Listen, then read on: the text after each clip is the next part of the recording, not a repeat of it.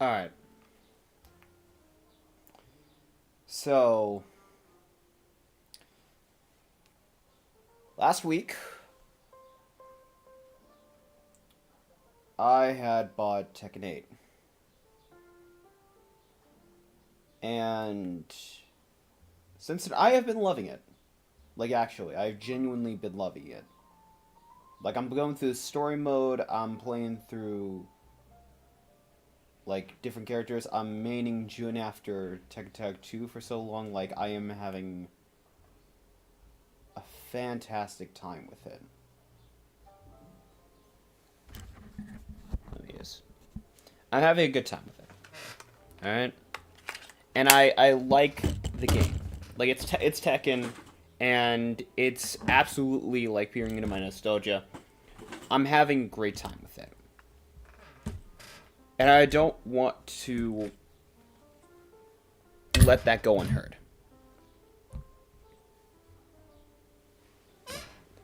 And as time has gone on,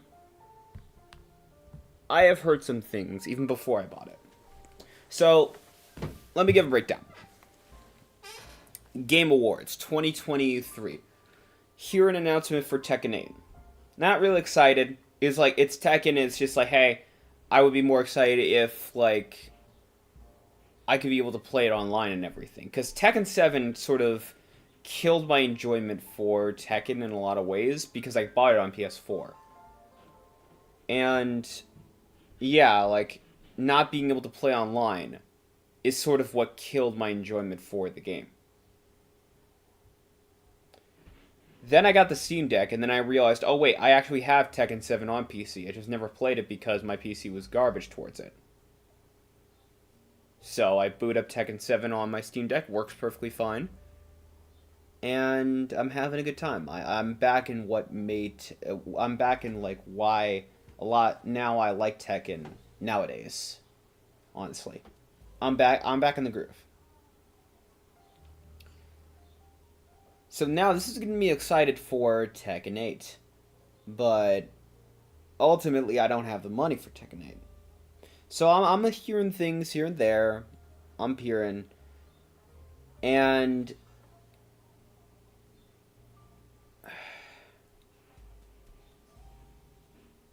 some things come up that ultimately were just like stuff that I really didn't want to happen, but it's just like I honestly tried to, like, give the benefit of the doubt, or at the very least I tried to ignore it. But it came to a point where it's just like there's some stuff with Tekken 8 where it's just like I can't ignore this. And interestingly enough, it's stuff that I didn't even know about until I went looking for it. Like, actually. So, maybe I should just... Should I just show? Maybe I should just show.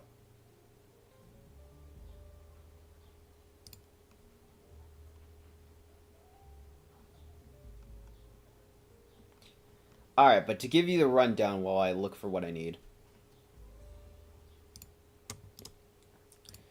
So, Tekken, if anyone doesn't know, this has been pretty big news, but Tekken 8, for the first time I think in Tekken's history, has decided to ultimately go for a battle pass and microtransactions. The free-to-play approach, essentially. And, you know, I was like, I'd be more surprised if they didn't do that because, it's Bandai Namco. They want more money. And, it's just like, for the most part, I didn't really let it bother me because it's cosmetic shit, Like, it's like giving skins, like, new color skins and everything, to someone who plays on an FPS or whatever, right? Because it's like, yeah, okay, I guess it's cool, but it's like, I don't need it. I don't need it to have fun in the game. And you know, it just didn't really bother me. And then I saw what they were putting in the same kind of microtransactions, and it was like special costumes, and some of which I actually did like.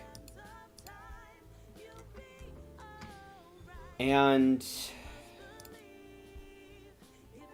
it was just like I was looking at that, and it was just like, well, fuck you too, Bandai Namco.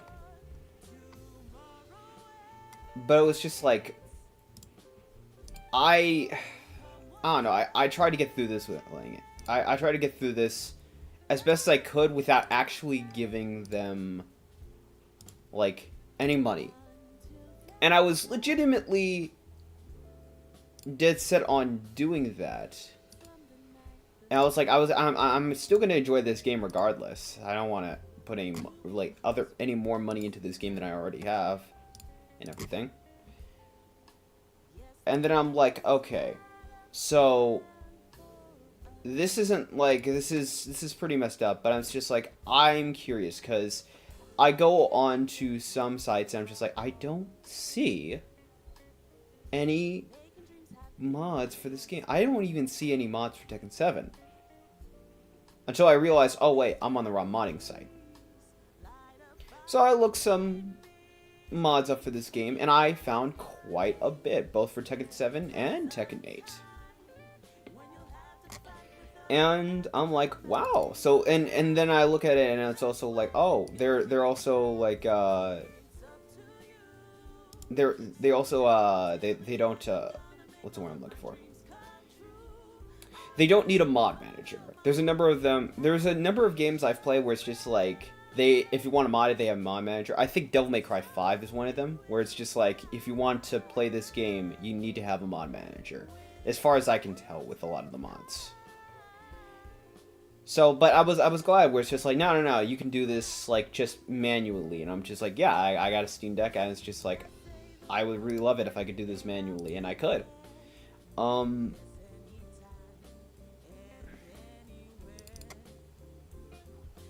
And okay, I got what I need. All right, so let me show this. Right.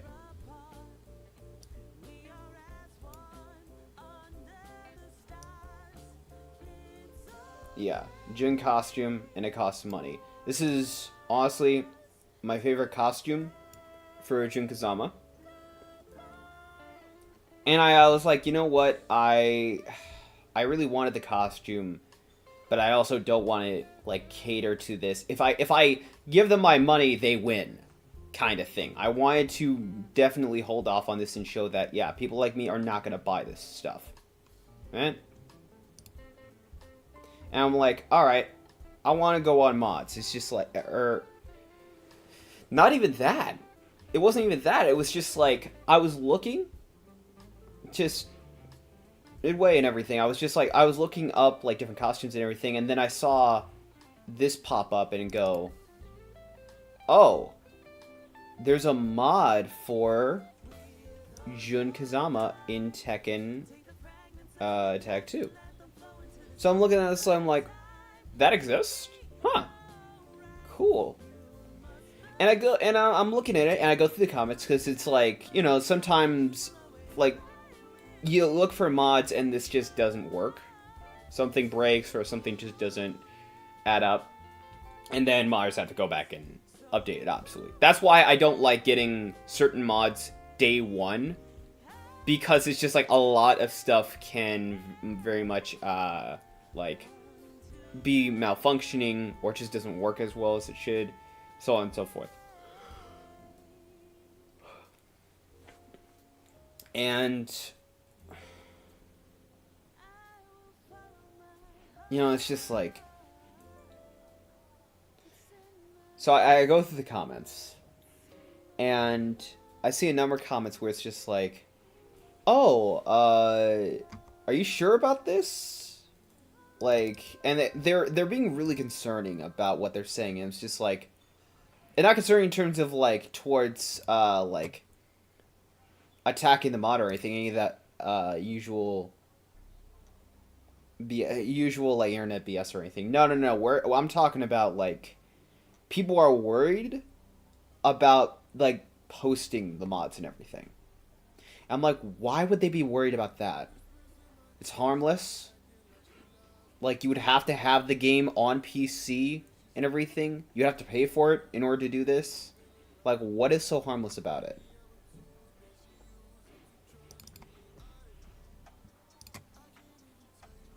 Oops. I just added.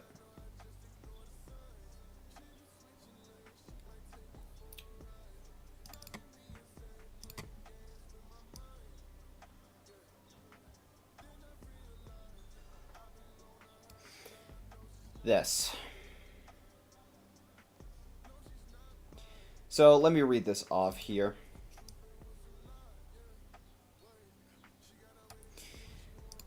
So I come across some of these messages, and these are people who have modded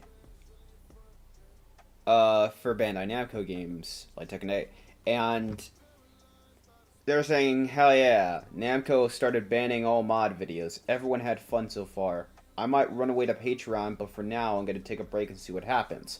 If you want my past mods, please come to my Discord server. And their channel, I think, has been taken off of YouTube last I checked. This was back in, like, March. And their channel, I think, was taken off around April. Yeah. And like, this is, I'm looking at this and like, wow, what the fuck, Namco? And I'm thinking like, okay, maybe, did they answer it and anything? No answer. And then I see this. Namco decided to take down my videos about Tekken mods 4, 8, and I can't understand the reason. I've always created mods during Tekken 7, never had any problems. And this was the person who did the Junkazama mod. And I'm like, are you... This is actually serious. What the fuck, Namco? I'm getting pissed off at this. Right? I'm looking into this. And I'm just like... What the fuck is this company's problem? And it's just, it's aggravating to me. And now I'm talking to my friends. I even make a community post mentioning this, quote unquote, mentioning this. I'm talking to my friends and I'm just like, we're excited. Me and my friends are pumped up because we were actually getting real excited for Tekken 8 and everything. Like, I'm looking at this and I'm like, yo, this is beautiful. Like, this is absolutely has like a lot of time and energy and effort. This is like, this feels like a love letter in a lot of ways. And all of us are like, great, this is good. I think Star came in and said like, this is a lot of my dreams and everything. Like, we're getting like legitimately happy for this game because this is legitimate. Like, there's so much time and effort put into it. And then we see stuff like this and it's just like Namco doing this. Not only that, doubling down and sending in like cease and desist letters to modding websites. Like, this is messed up. And the worst part is, you would think, okay, so they have like a pinup or something on their website or like a news bulletin or something on a accessible website or platform where it's just like they have their rules clearly stated about modding. You know? It's like, what was it? Atlas, right? Like, Atlas, like, there's that more infamous posting where it's like, yeah, you can't record this game past insert date here in game, and this has to be like in the next year. You can't record for video game stuff. I think that's pretty much fallen out because more so now live streaming is a more common and accessible thing. Case in point.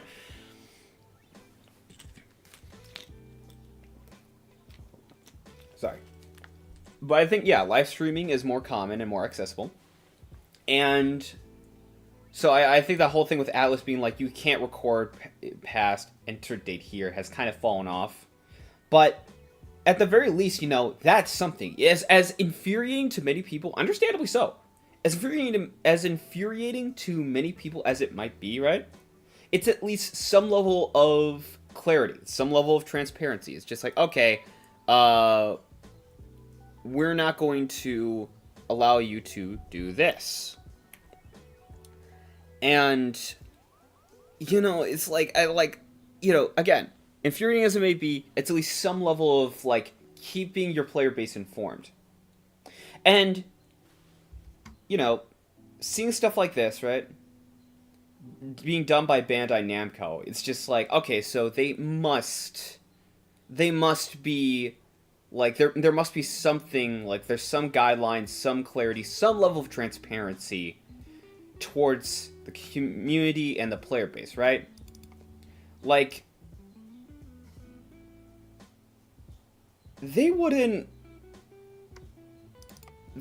be doing stuff like this and just, like, not give any explanation, right?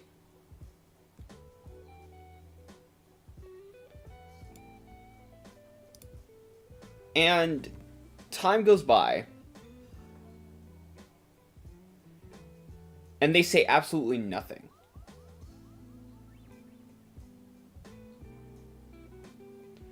And they still haven't said anything.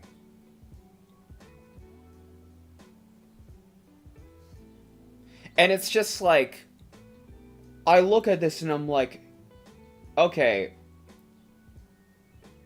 I don't really feel comfortable actually promoting your game, honestly, anymore, Bandai. Like, I'm sorry to the people who worked on it, genuinely. But I see stuff like this, right?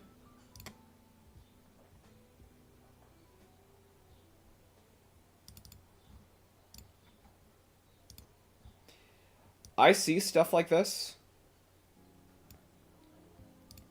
And it's just like, the fact that it's just gone radio silent is just like, I genuinely am like, I don't feel comfortable actually promoting the game. I don't feel comfortable even, like, streaming it. Even if it was just normal without any mods, I don't feel comfortable doing this shit. I don't. And then it was just like, I've been sitting on that for, like, I think a day and a half now. And I've been like, okay, like,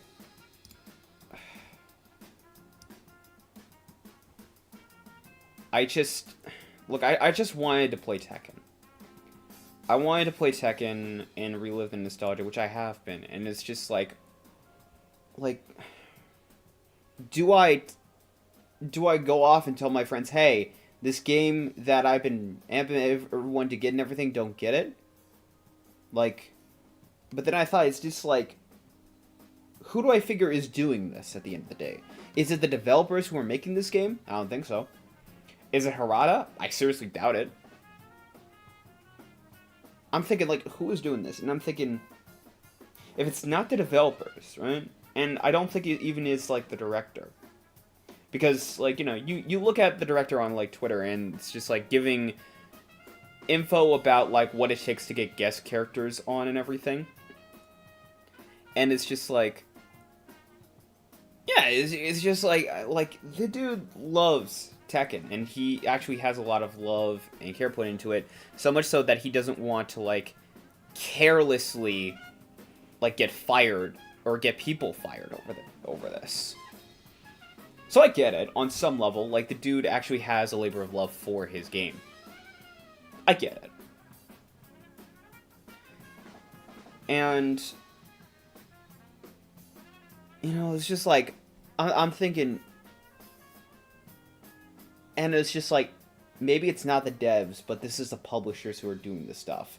The publishers who are not only doing the microtransactions, but also taking down content, fan-made content of the community, and everything. And I'm thinking, like, is that fair? Is that right? Is that so fair on the developers to punish them for what publishers are doing? I don't think so. But I was like, You know, there's some stuff that publishers do that is pretty scummy anyway.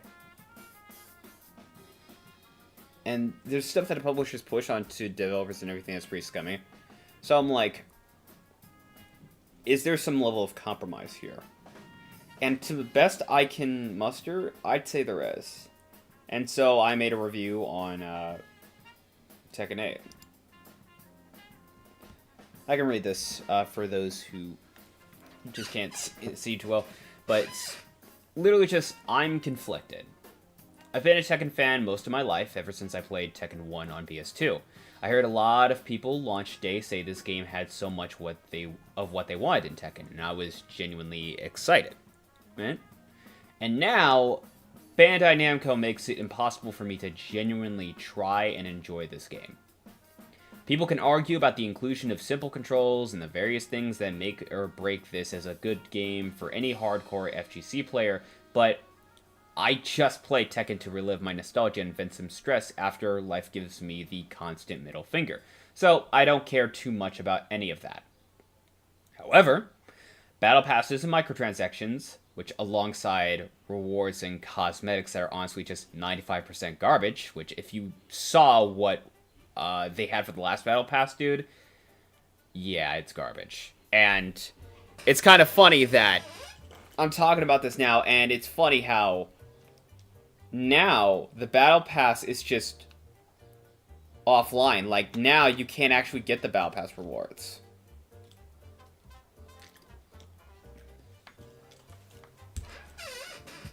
It's just that, the lack of response time and support regarding rage quitting and hacking, which that's a big problem with Tekken over the years. And especially, I think, with 8 as well. And the treatment and even censoring of the modding community and no transparency towards what the publishers are or aren't fine with in their games. That is something I can't overlook. And it just gets under my skin because it's just like, there's better way of going about this. And there's better ways of telegraphing, hey, this is what you're fine with or not fine with when it comes to mods. And, like, ultimately, like, I don't want to just speculate onto why they might have done this, because 1, I don't want to give them an out, 2, I don't want to defend them, and 3, it shouldn't be my job to speculate what they are doing and what they are doing and what they aren't doing with their games. They should know they're a AAA game development company. PR is a part of the package. Just be transparent with your community, and things should more so be a lot more clear on that front. But no. And it's a legitimate shame. And again, I say this because underneath what Bandai has done both recently and for a long while now, Tekken 8 by all accounts is a love letter to what so many people loved about Tekken growing up. The designs for the characters, an interesting fun story campaign that shows a labor of love the devs have over the series. I'm not even finished with it and I love the Tekken campaign. And even improving ideas from the past and doing them better here in a number of ways. Bringing back Jun Kazama, a character I absolutely love from Tekken Tag 1 and 2. The jukebox to set music from prior Tekken games to stages and certain modes in 8. Again, something I genuinely love out of 8. Character customization, which, look, the character customization options in 8 are kind of shit. That said, I mean, the fact that it's there, cool. You get, like, again, this would be opportunities for people in the modding community to step up if, you know, Bandai Namco wasn't doing shit like striking down certain channels and trying to remove content. For what reason? I don't know. They haven't said anything. It would be nice if they were more transparent about that. But stuff like that, character customization, an online lobby that looks entirely like a mall for the FGC to hang out at, Tekken Ball, ghost battles, unlockable content, character endings. There is a lot of love put into this game. And simply on that alone, it's made me enjoy coming back to practice characters and mess around on my own in Tekken for hours on end. Like, I cannot stress how much I am loving the hell out of Tekken at its core. Tekken 8 at its core, right? I just I love Tekken 8 so much, and it's just like it's a damn shame that Bandai Namco is out here taking down mods and copyright striking channels on YouTube, so on and so forth, and removing videos on Twitter by the modding community for whatever reason they have, which they clearly have not given. They've gone radio silent on that end. Like, where the hell is the transparency? And I'm not saying that we have to have our cake and eat it too or anything or any of that crap. It's just like, again, like I said before, Atlas at the very least said, hey, if you want to record and make gameplay out of this, you have to record past a certain date. People hated that, but at the same time, at the very least, people had that. People in the Tekken community and people who are buying Bandai Namco games, right? They have nothing. Oh my god. But again, it's just like, there's so much love put into this game, and so much love put into Tekken 8, and it's just like, despite everything that's happened around Tekken 8 and what the publishers at Bandai Namco have done, God.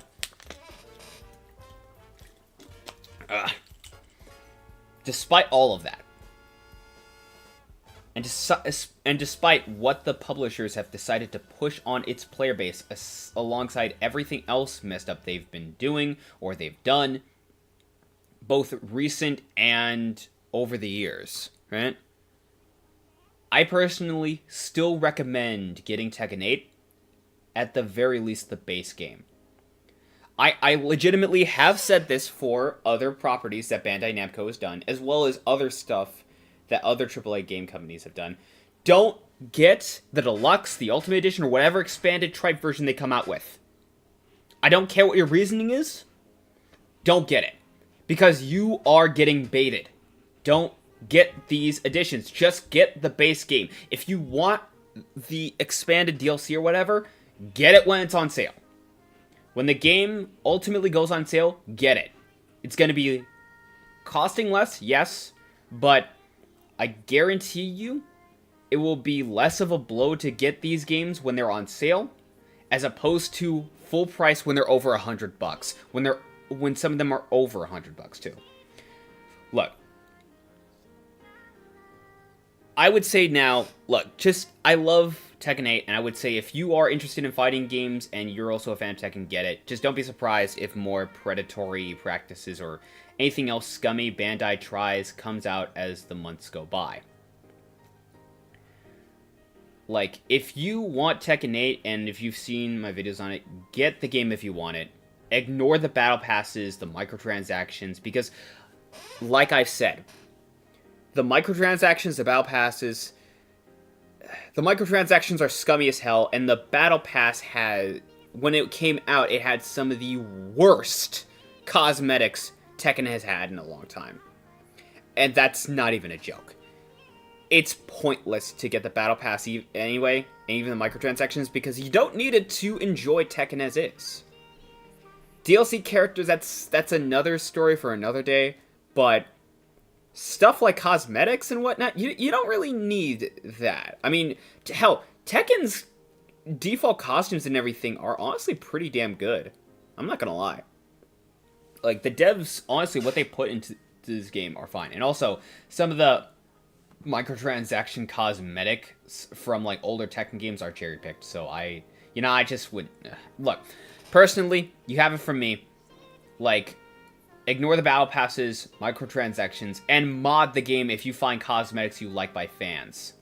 Like, I don't care if you mod the game, and neither should Bandai Namco.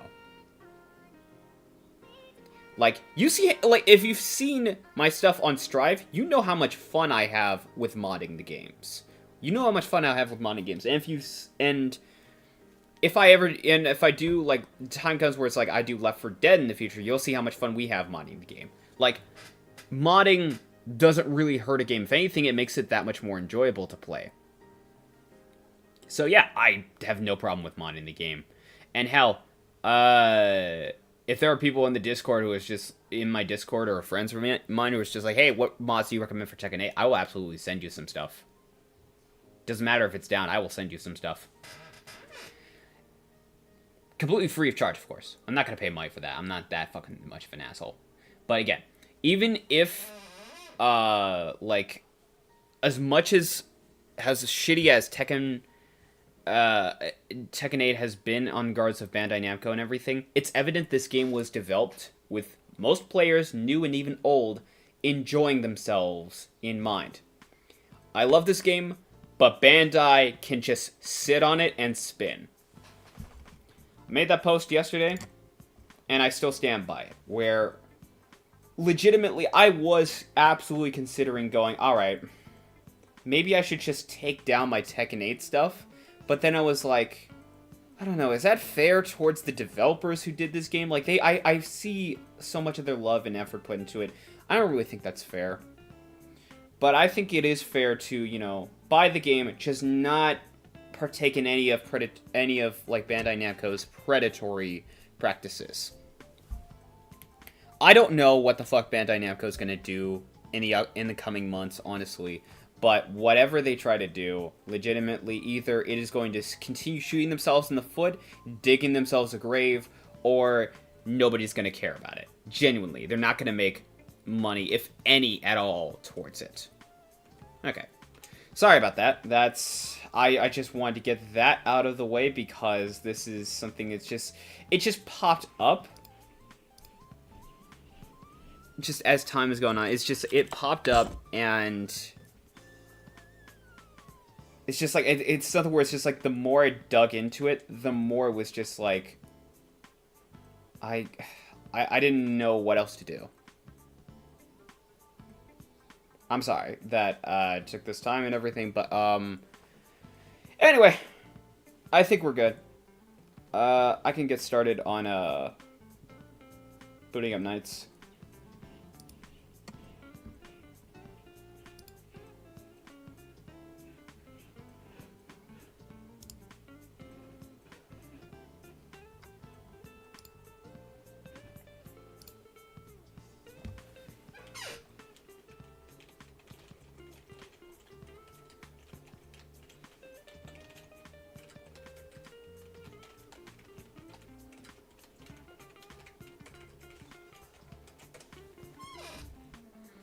Anyway. Sorry, I had to unload all that for a half hour and whatnot, but, yeah. This is most likely going to be, just, like, 30 minutes of this just cut and goes, like, how, like, just cut up and go, how was your day, or anything, something like that, I don't know.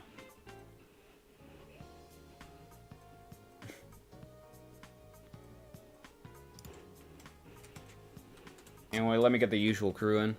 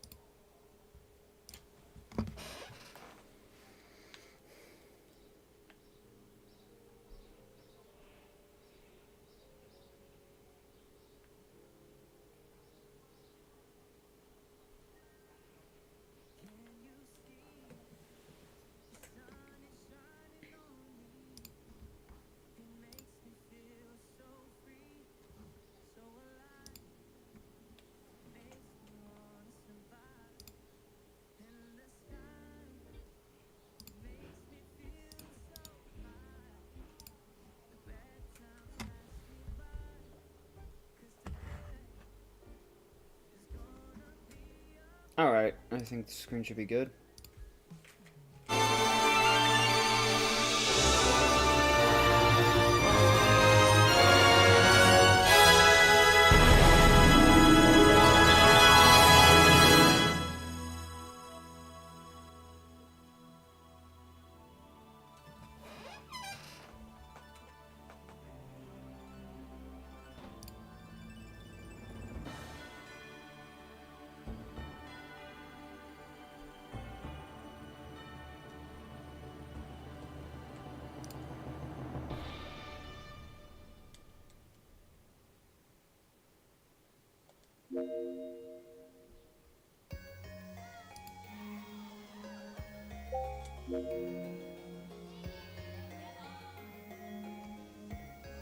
Alright, let me just crop this, right? Yeah. I play too many 4x3 games, so we gotta crop this.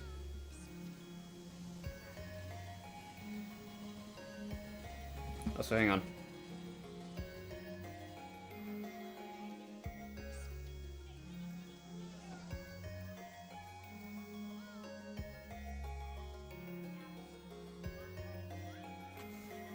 Alright. Let me see here.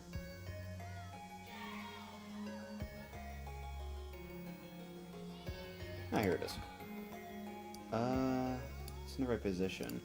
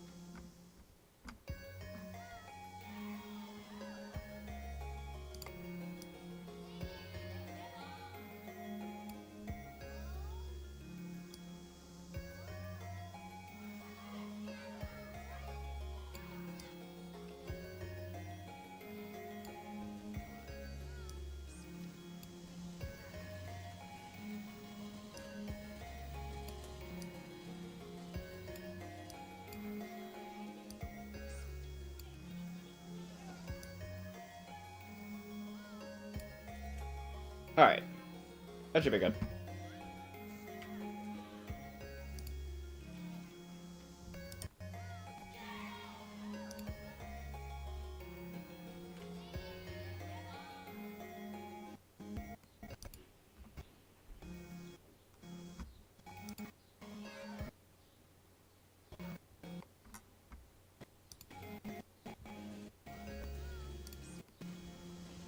Just do some... I honestly should have done this during my whole rant, but I was very much getting way too into it.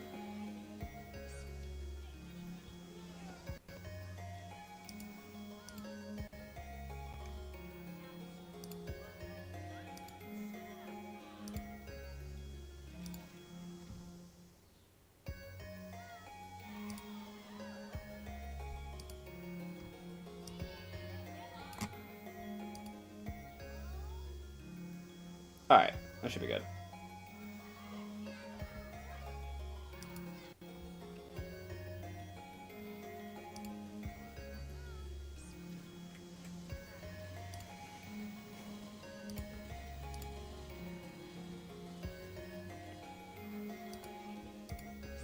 Alright.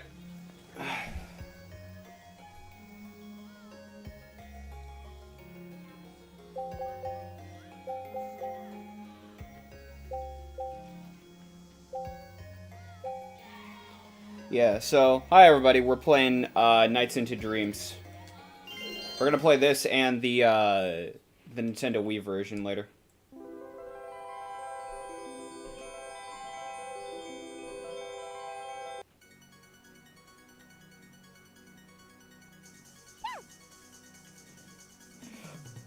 Yeah, that happens every single time, the middle finger this game is. You just have that close to reaching the end. And finishing this level.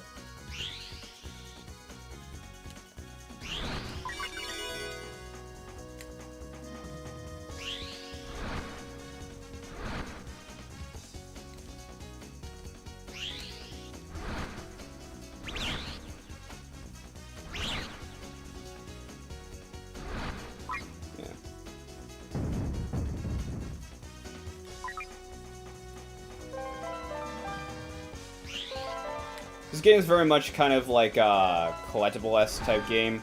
You just sort of like basically just beat the clock S type deal. Go around collecting these orbs.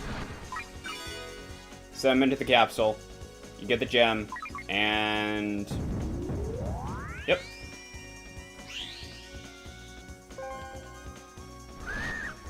It is a little stiff to control.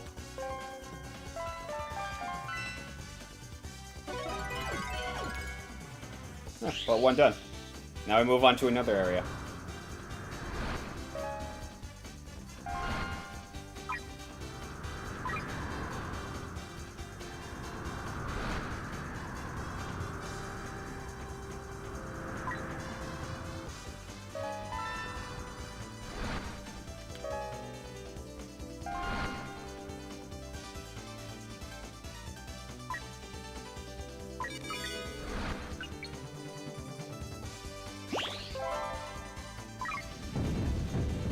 Almost.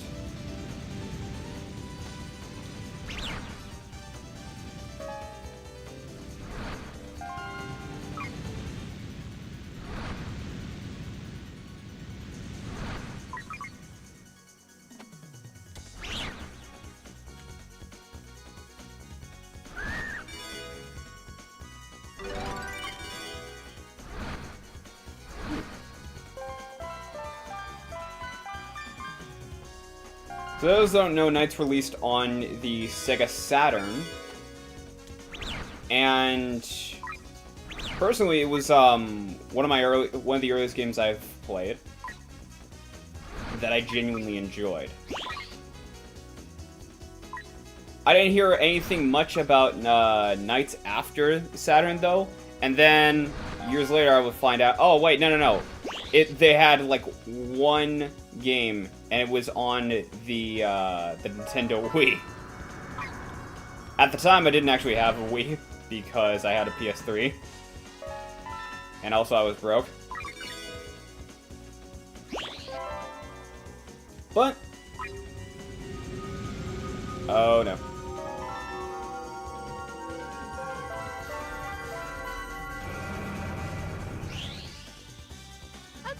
Where the hell was it?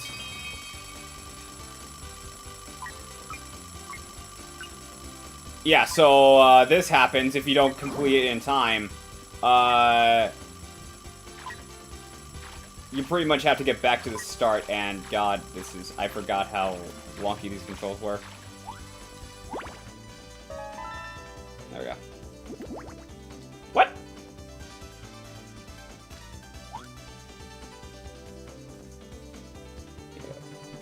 Yeah, I have to go back to the start and... Oh, I have to do this myself. That's right. Yeah. I have to basically complete this level before that sound of the alarm clock actually comes up. Actually comes up and grabs me. Because that basically means game over.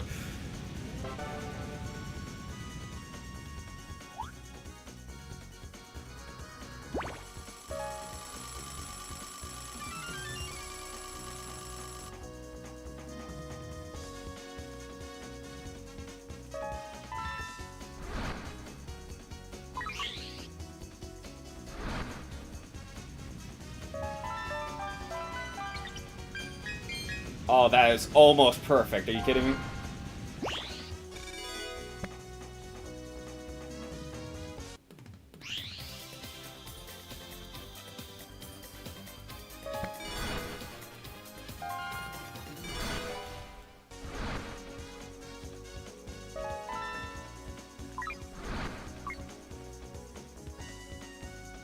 Yeah. I think the one thing I really love about this game, right, is just how free it feels. Like, you talk about a series that is more focused on, hey, let's make this world where it's just like, just dreams. The concept of dreams and nightmares. And even in low-res poly like this, low-res little polygons like this, like, honestly, I feel like that holds true.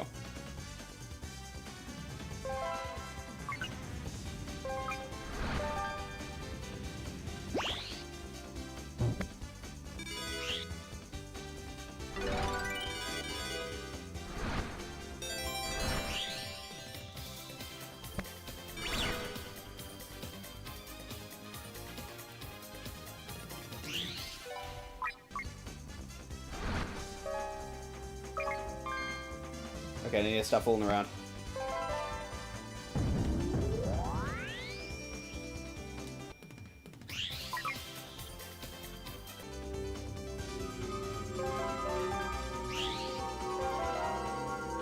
There we go. Alright, round 4.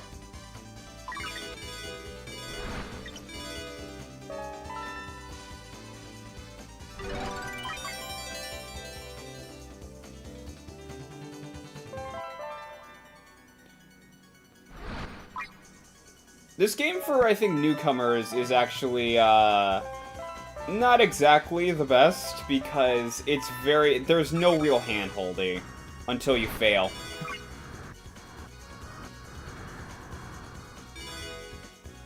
To be fair, though, a lot of old games are like that.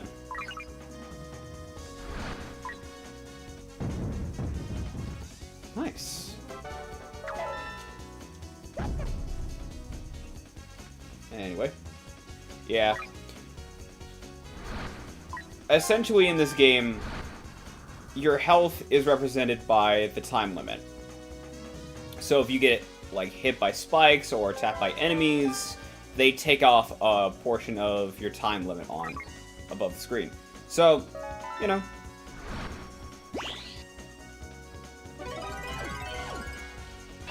If you run out of time, then you just gotta kind of start all over.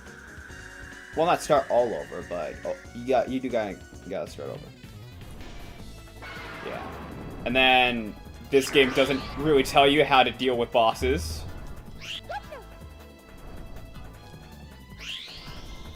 But basically, you want to, like, for this guy, you want to keep hitting him like this, having him bounce until he entirely loses his tail.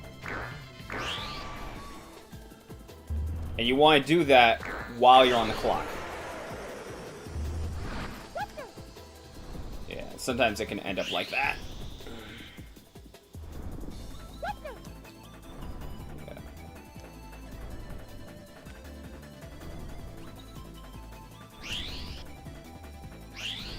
Hold up.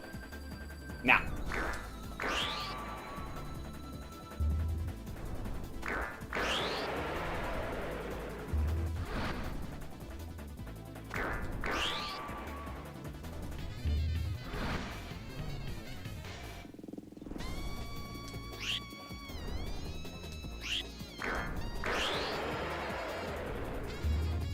Got 30 seconds left. See if I can't get him. Come on. Nope. Oh, shit. 15 seconds left. Come on. He's right there. There we go. Oh. One more. There we go. 5 seconds left. Hey, Star.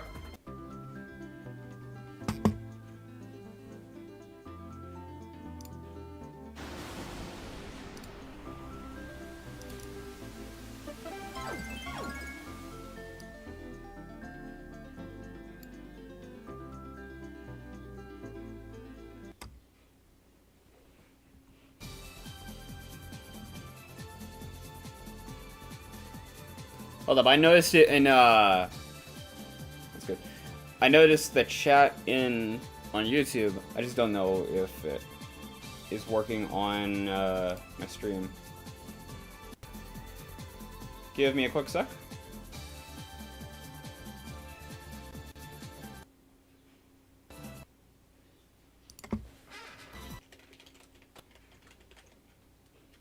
Here.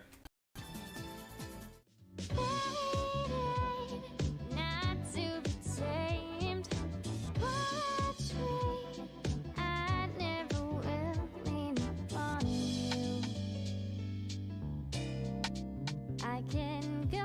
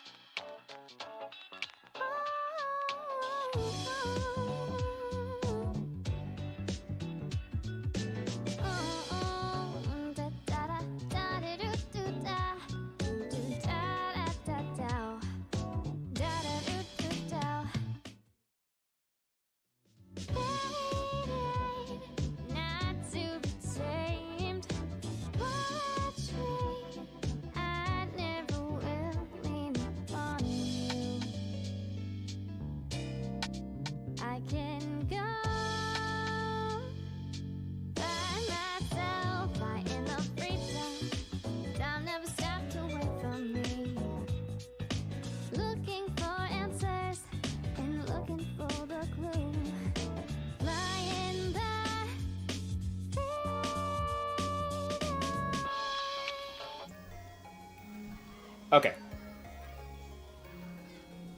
Maybe that worked? Probably. Star says, did you know they can Oko Gear Wing? I wish I had a, like... I wish I just had my soundboard. I have to play the fun fact jingle.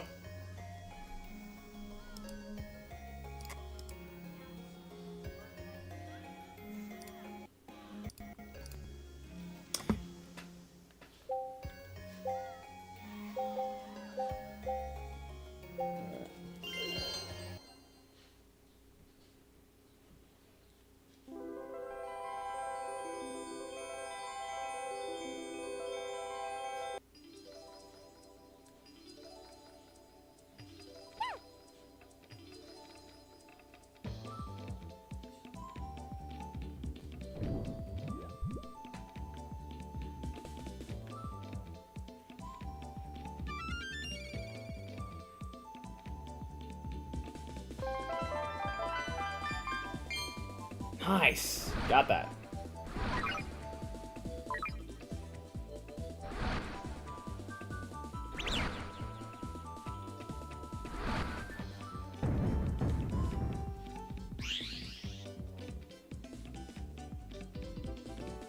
Not yet.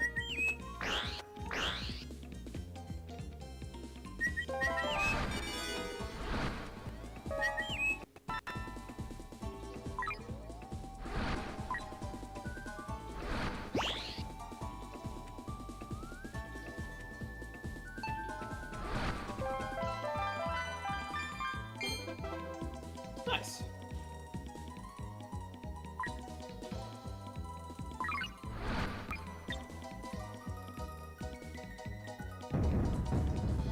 Almost.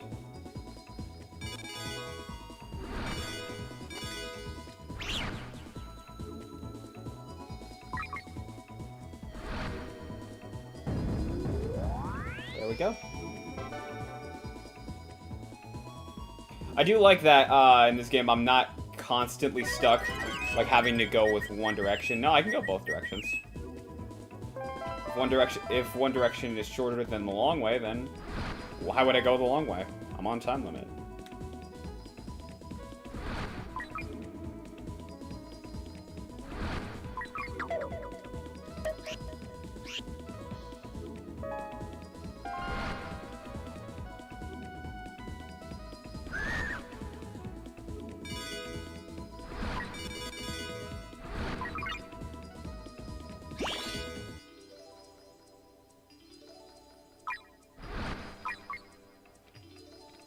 Right.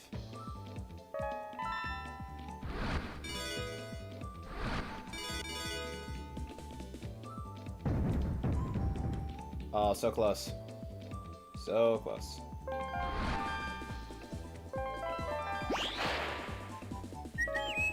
Oh, right there. Hold up.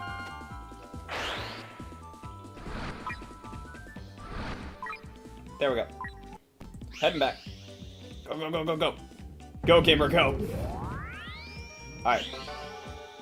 Let's keep going. One thing I did not pick up for a few times I was playing was that the green bar on the bottom, yeah, it's kind of the reason why you can sprint like this. And in this game, it carries over into the nightmare. So if you waste it all in here, good luck.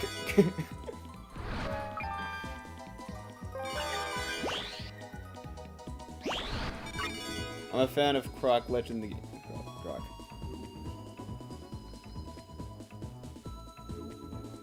Croc and Baron Dante fanatic. I noticed. Also, chat is still not working.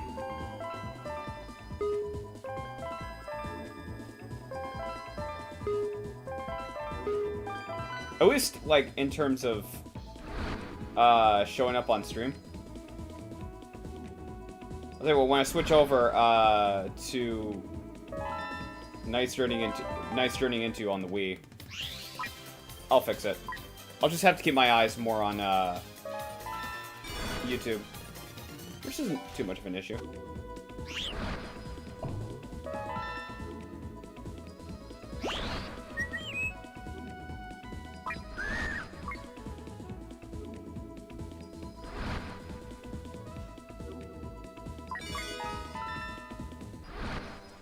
But yeah, for the people joining, hi! Welcome to Cafe Autumn, where we don't care who you are as long as you're not a cunt. Today we are looking at Nights into Dreams, and we're going to be looking at the Sega Saturn edition and the Nintendo Wii edition. This game is a series I actually do, like, legitimately had fun with as a kid. And I think you can kind of tell. Because I'm absolutely not bitching about it. Come on! Let me in! Let me in!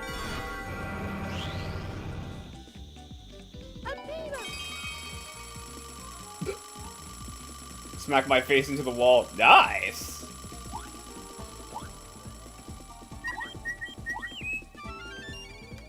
Alright. Yeah, you want to avoid those.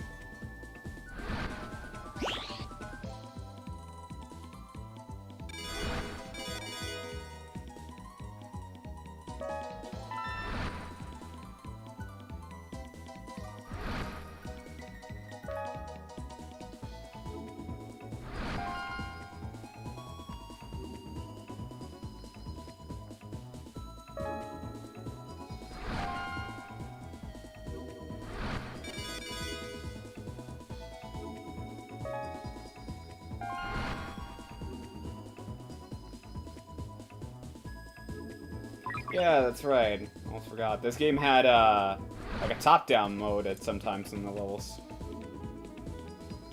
I don't mind it. I mean, it doesn't make the game impossible for me to play or anything. It is a little weird and, you know...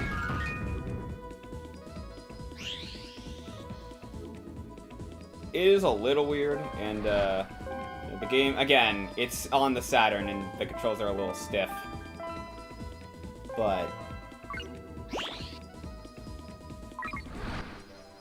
still, it's not that bad.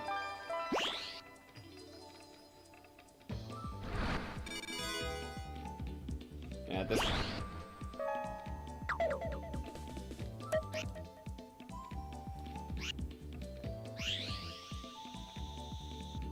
Honestly, I probably would be better off just coming back. Because at this point...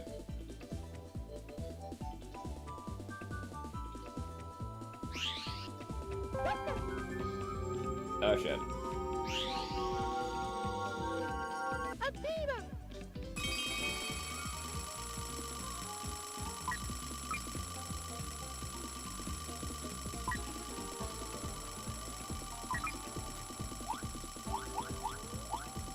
Alright, move. That's enough.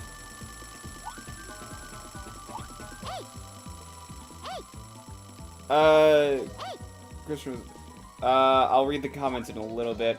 I want to be able to... See, if I had more people here to... I could ask one of them to read the comments, but... Come on!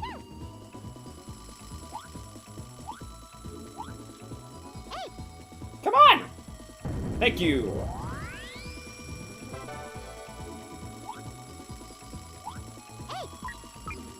God, this game's alarm clock is the version of the underwater drowning theme in Sonic. If there's one game Sega should remaster, it's this game, or at least do a Night Sonic crossover game. Since they love doing cameo nights and everything Sonic. Yeah, I agree. I mean, technically for a cameo, we do have Sega Superstars Tennis, but I don't really know if that counts. I really don't. But, yeah, I do admit that this game should be remastered. At the very least, I think the Nintendo Wii is a good, like, sort of, remaster in its own right. Alright, this one's a little tricky. I gotta pass through the water.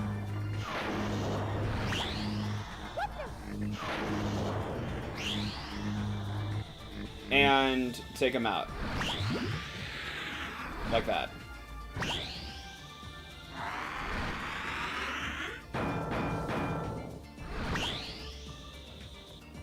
And this one is a little bit of a pain.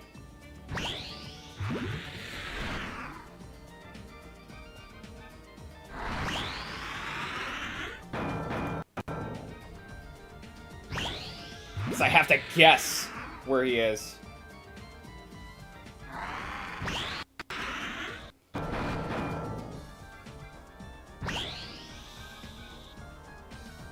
Come on. Get him! Get his ass! Get his ass! Got it. Got it.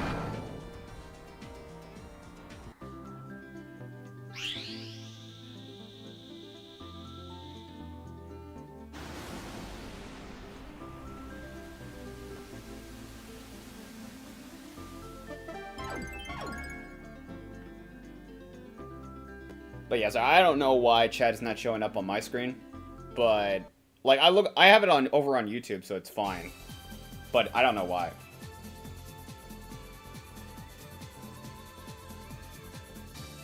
Also, this theme, can we just appreciate the music in this? This theme goes hard.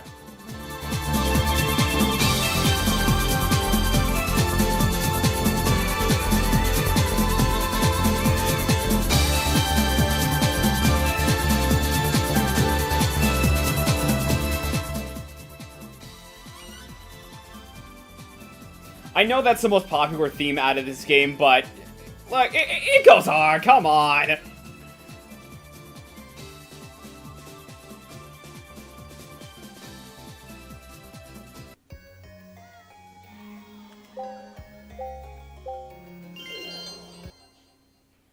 Oh, now it's popping up. I don't know why it wasn't before. Cat Jam.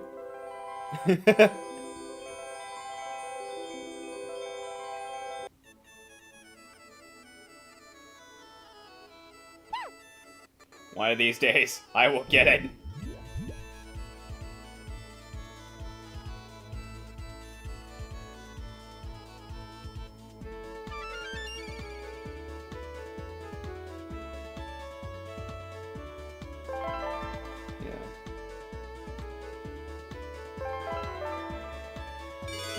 But yeah, honestly, I would love to have, like, a remaster of this game. Like, you know, update definitely for, like, more modern play. Because, like, I'm gonna be real here. Not everybody's gonna be into this type of gameplay. And I even mean, like, even the people who have, like, more auto taste like me, you know? Like, probably wouldn't be into playing a game like this on a normal basis or anything. It's just, like, having a game like this, like a remaster, that absolutely, like, not just ups the visuals, but ups the gameplay in a lot of ways, I think would actually be pretty welcome.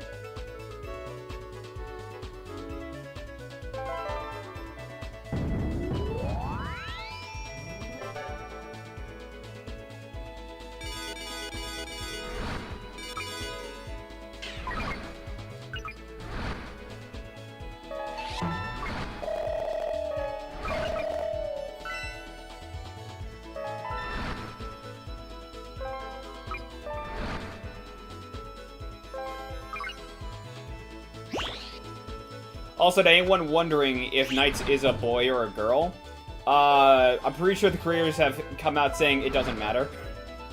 Like, the creators have said, dude, they are not humans. Like, the denizens of the Dreamworld, the Dreamscape, and everything, they're just like fragments. They're basically just they're just constructs of the Dreamscape, basically. They don't have any gender or anything, despite them having, like, voices or features that might stereotypically lead people into believing they're certain genders. But yeah, no, they don't really have a gender. Basically, NiGHTS is just NiGHTS.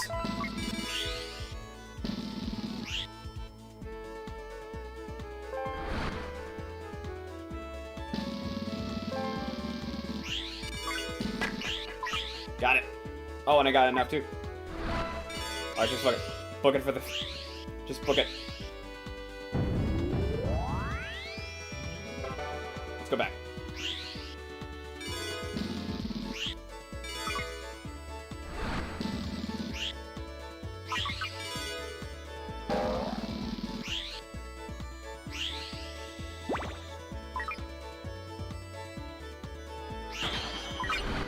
Got it. Oh, there it is. Alright.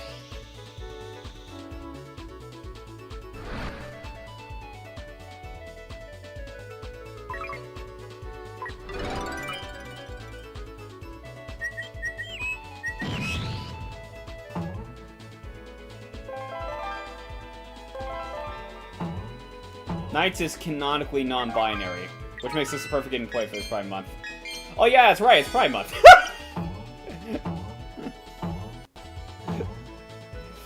I don't really keep too much track about that kind of stuff, honestly. Cause it's just like, you know, I don't know, maybe I'm in the minority here, but, pun not intended, but I feel like you don't need a month to love people for who they are and everything. But that said, yeah, happy Pride Month. But still, it's just like, I didn't realize that, this was, I didn't realize that, I just completely forgot it was Pride Month, and I was just like, you know what, I want to revisit NiGHTS.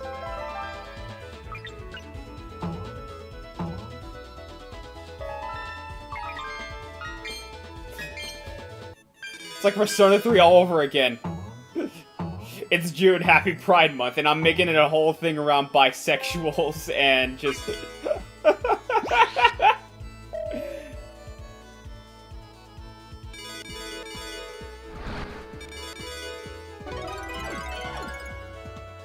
Thank you, I feel the same way.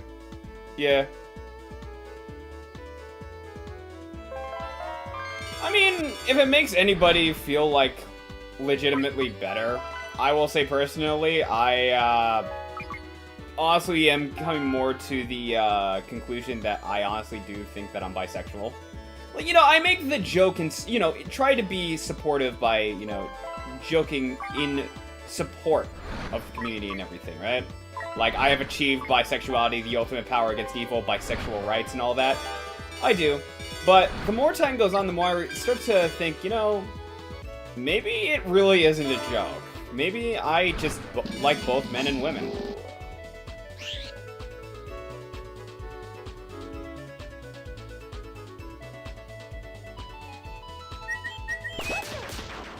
Ow.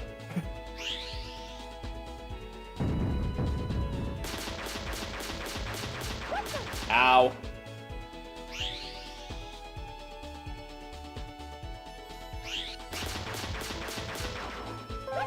Ow. Just deliberately running into hazards. Ow. Ow. Ow.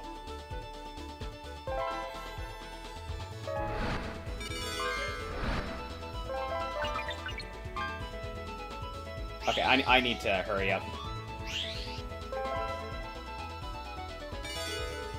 Where is it? Where is it? Where is it? Where is it? Where is it? Where is it? Where is it?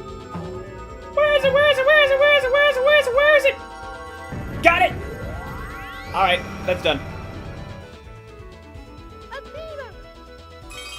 Doesn't matter. Move! Move! There we go.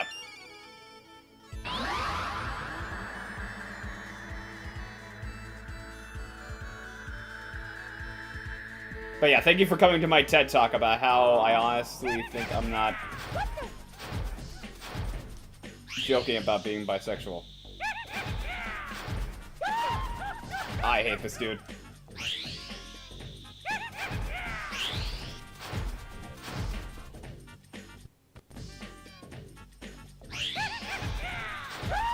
Ah!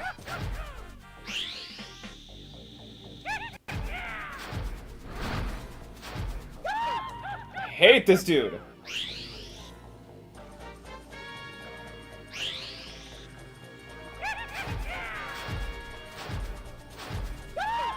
Come on!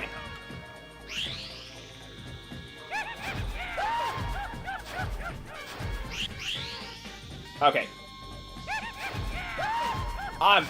I'm about McFucking had it with you, dude.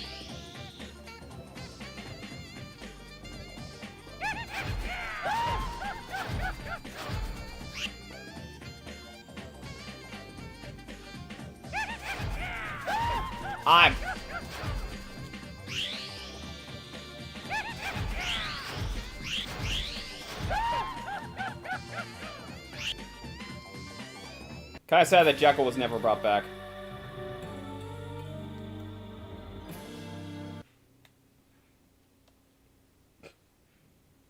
Move Jekyll's skin before attacking. Yeah!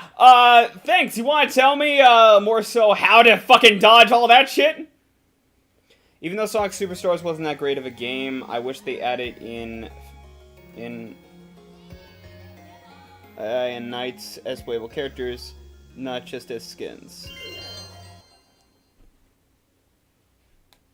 I thought, like, was it Sonic Superstars or was it Tennis?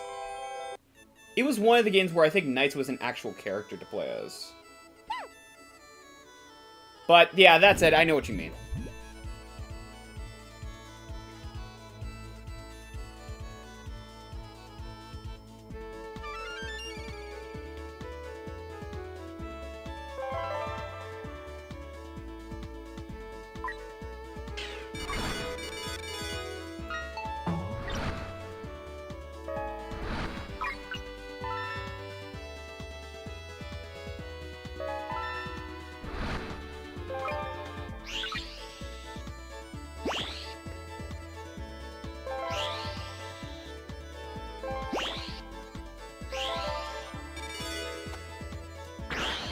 Got it.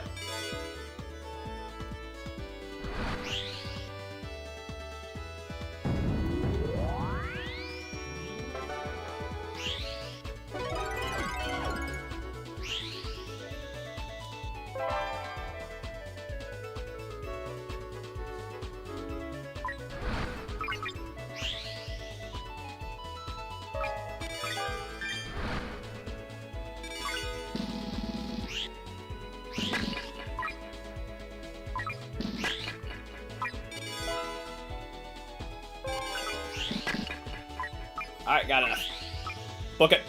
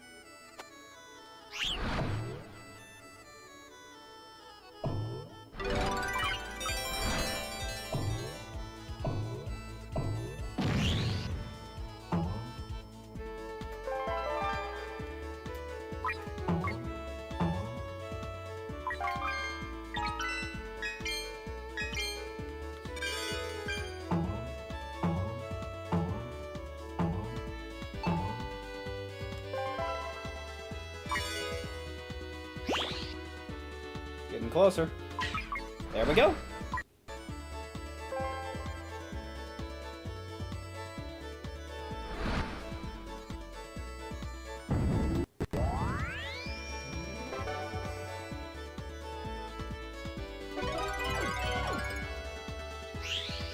Alright.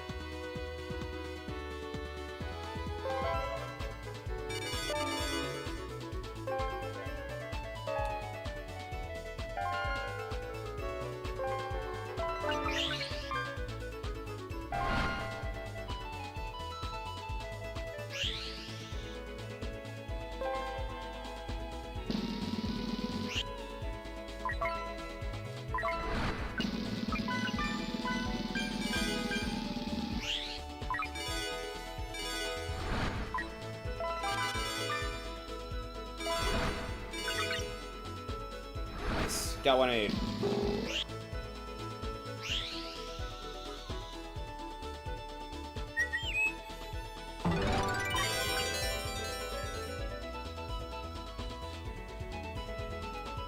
Perfect.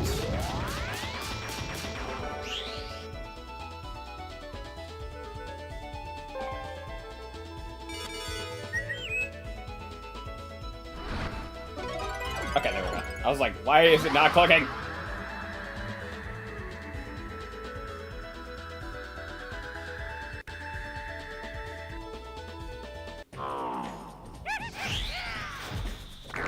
Got him!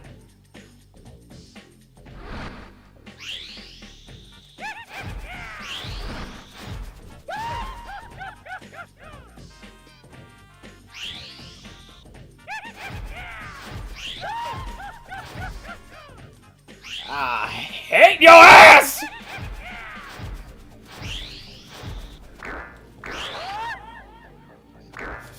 That's right, get in the corner! Get in the corner! Nope!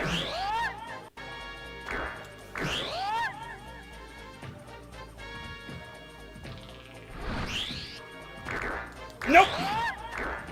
Nope!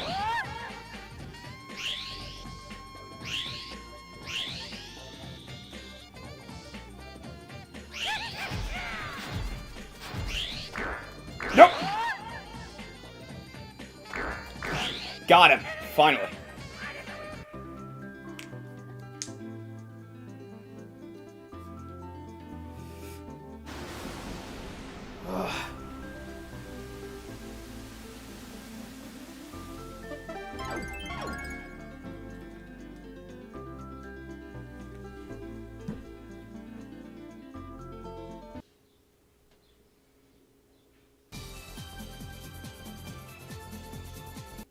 So I believe, yep, that was Athena's story. So the interesting thing about this, much like Sega at the time, with Sonic, this game doesn't get a true ending until you beat the story with both characters. Now, unlike, I'd say, Sonic Adventure, you're not playing through the exact same story over and over again. Like, these are different maps. So these ones that I went through, there's 3 more maps for Elliot that are different, and 3 more bosses that are different. So in total, there's 6. Reality, this game is actually pretty short.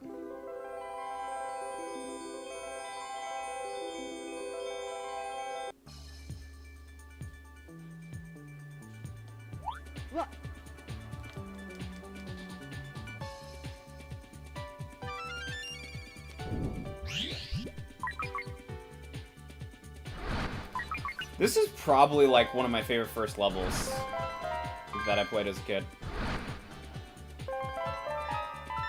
I know, it's the music mixed with, like, just the level that this is designed, like... This has a lot going for it, and I really like it.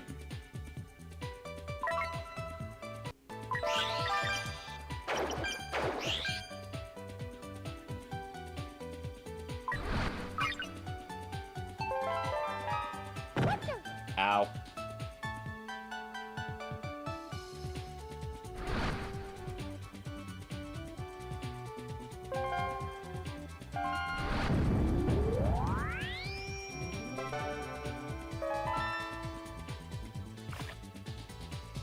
it is a very beautiful game, honestly. Like, for as dated as it is a very beautiful game. Like, just being able to imagine seeing these maps and these worlds, these textures just remastered, which to a degree, yes, we do have that. We have that for Nintendo Wii, what they did for sort of the reboot or whatever. I don't really know if I would consider it a sequel, honestly, but if what we have on there, like, just seeing Nights more HD and everything. And yeah, to anyone who's not in the know and going like, why does this look familiar? Like, I feel like I've seen this character, I feel like I've seen it before.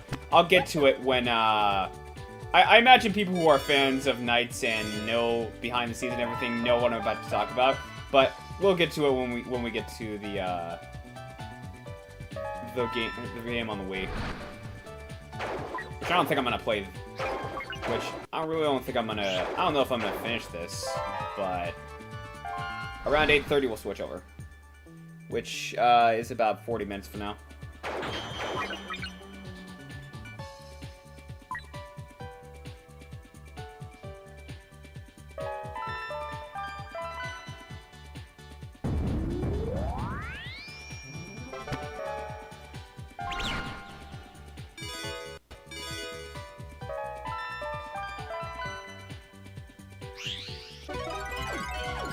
Right.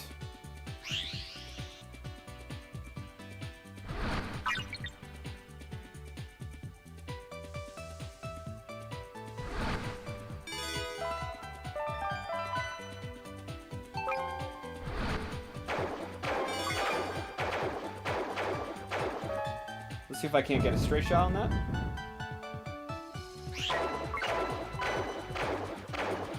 Almost.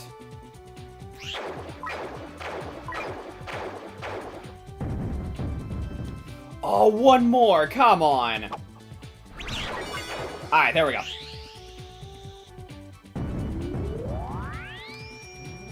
Neat.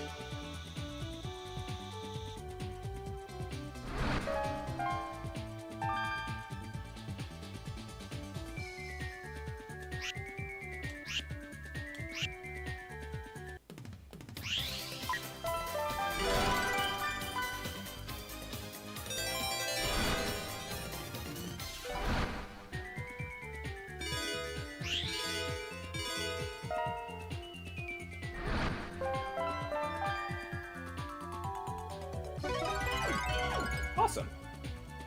Alright. Now for 4.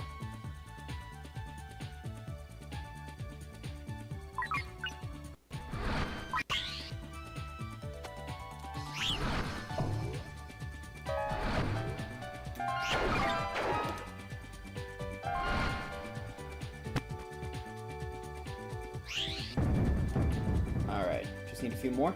We'll be good to go.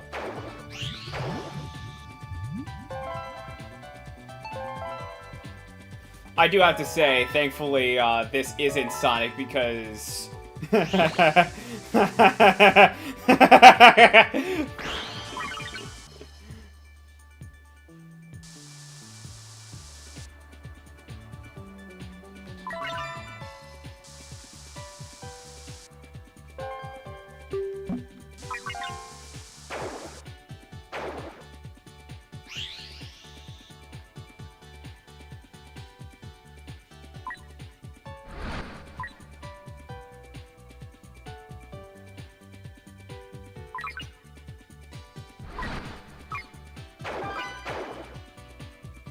There it is. Alright, head back. Don't got time to dig around. Gotta head back. Gotta head back. There we go.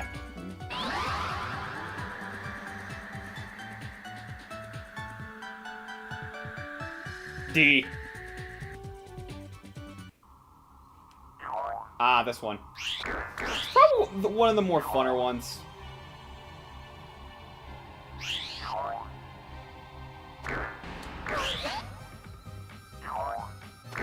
It does take a bit to get used to.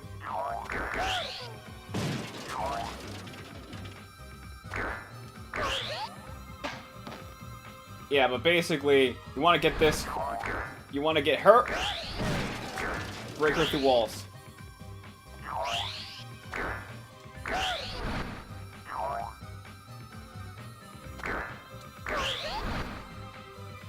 Nice! Got it through that.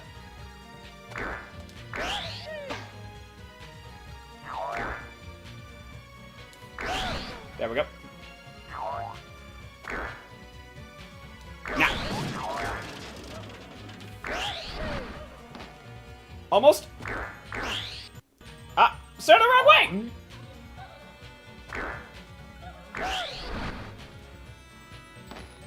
Almost. Let's see if I can't tech this.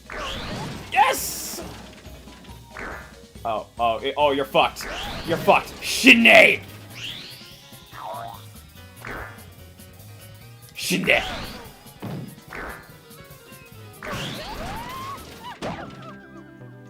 That looks like my girlfriend. Huh. I'm very happy for you, or very sorry that happened.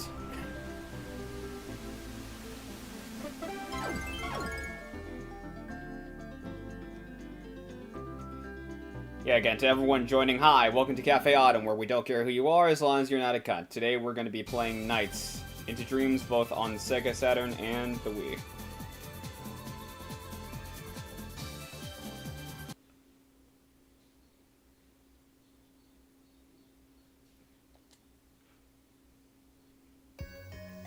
I mean, I'd be willing to defeat them swiftly if the controls were better.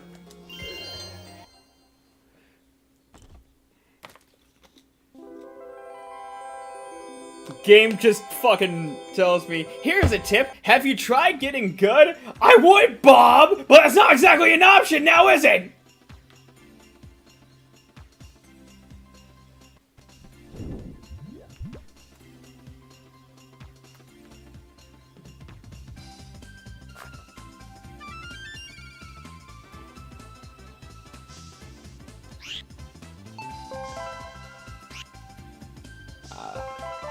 I really like this one.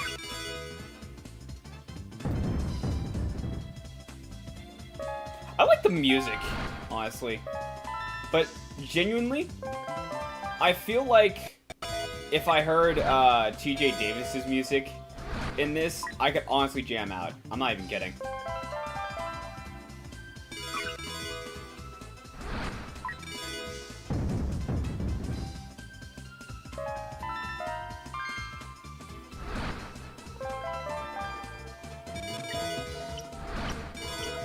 Like, the moment I say that, the first thing that comes to mind is, legit, am I only dreaming?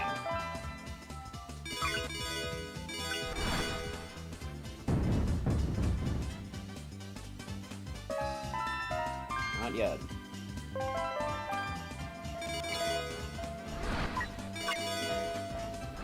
Alright, got it.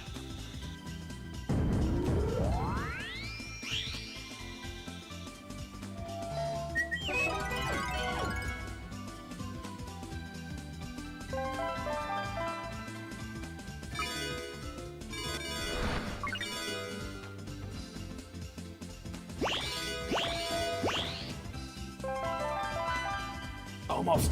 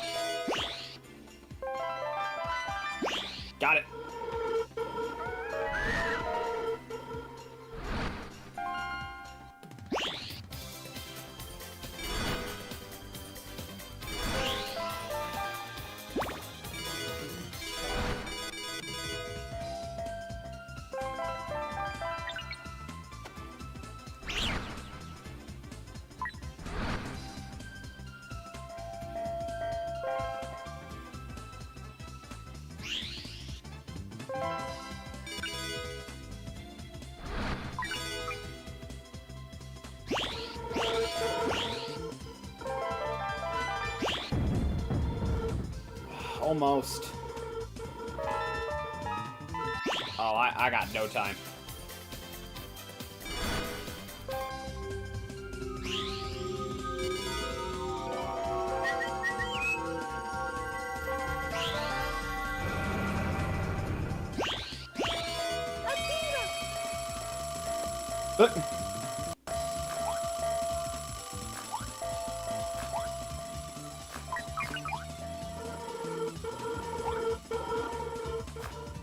Alright. See if I can't.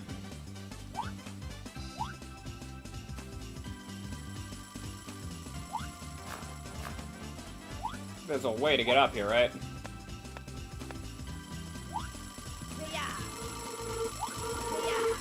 Move! Move!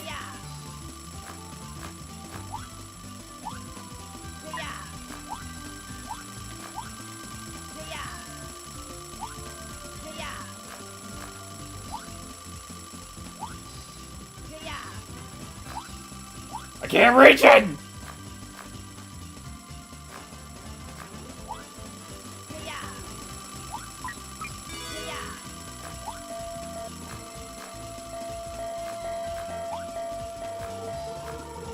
Come on.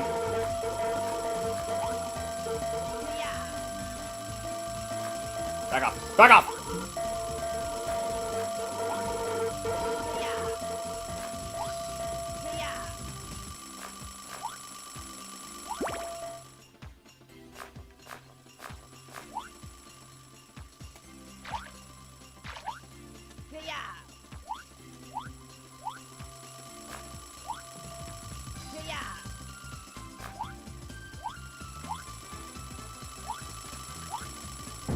Oh, finally.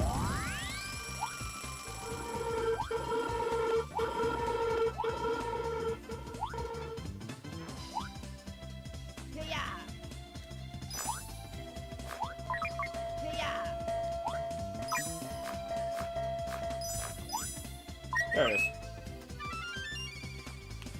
Whew.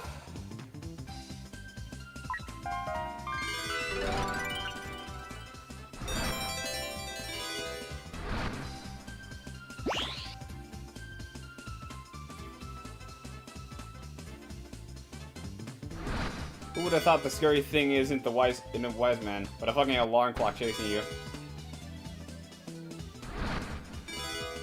I mean, to be fair, I feel like anybody would be frightened by that. Just an alarm clock chasing you.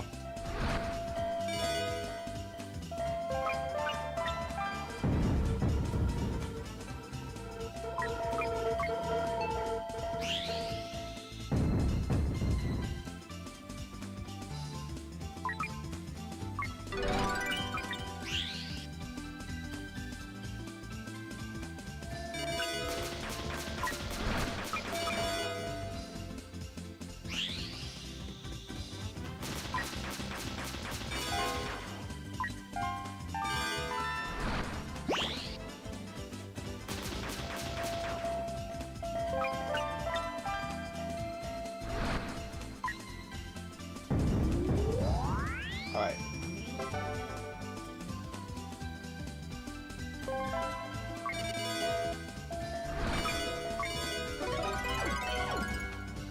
Now we go for 4.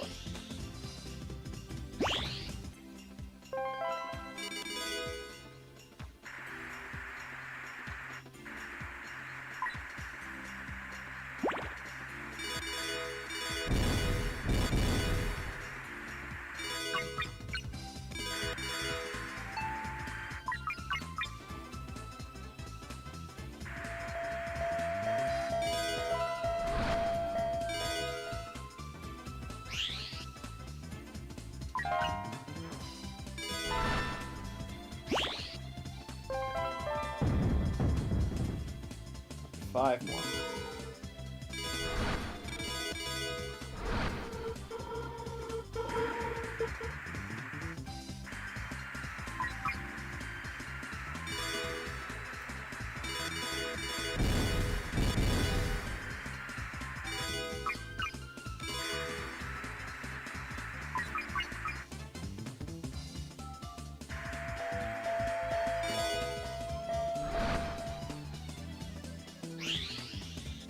Alright.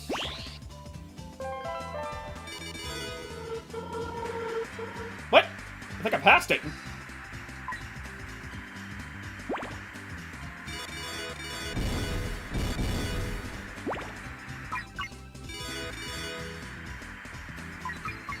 There is 30 seconds on the clock.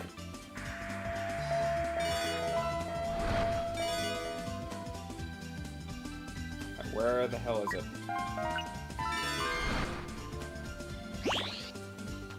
There it is. Get me out of this. I gotta go. I gotta go.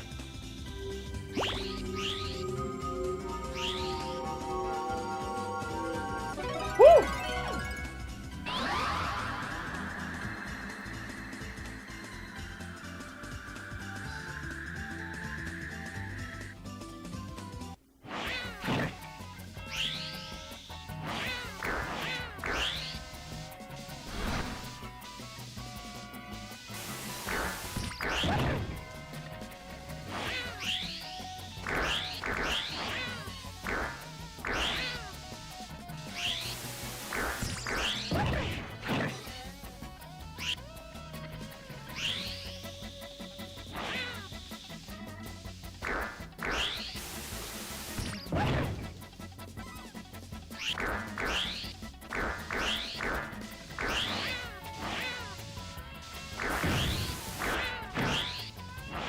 I am trying!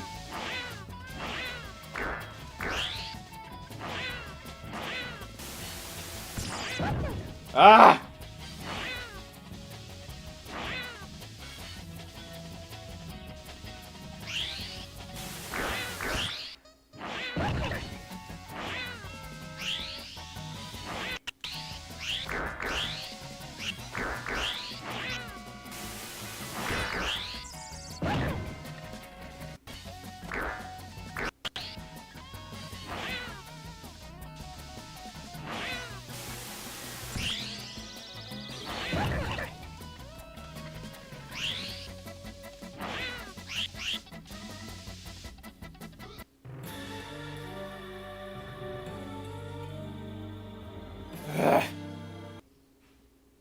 Destroying the exploding mine with drill dash. Uh-huh. Yeah. Yeah, so, that's nice and all, but how do I fucking touch him?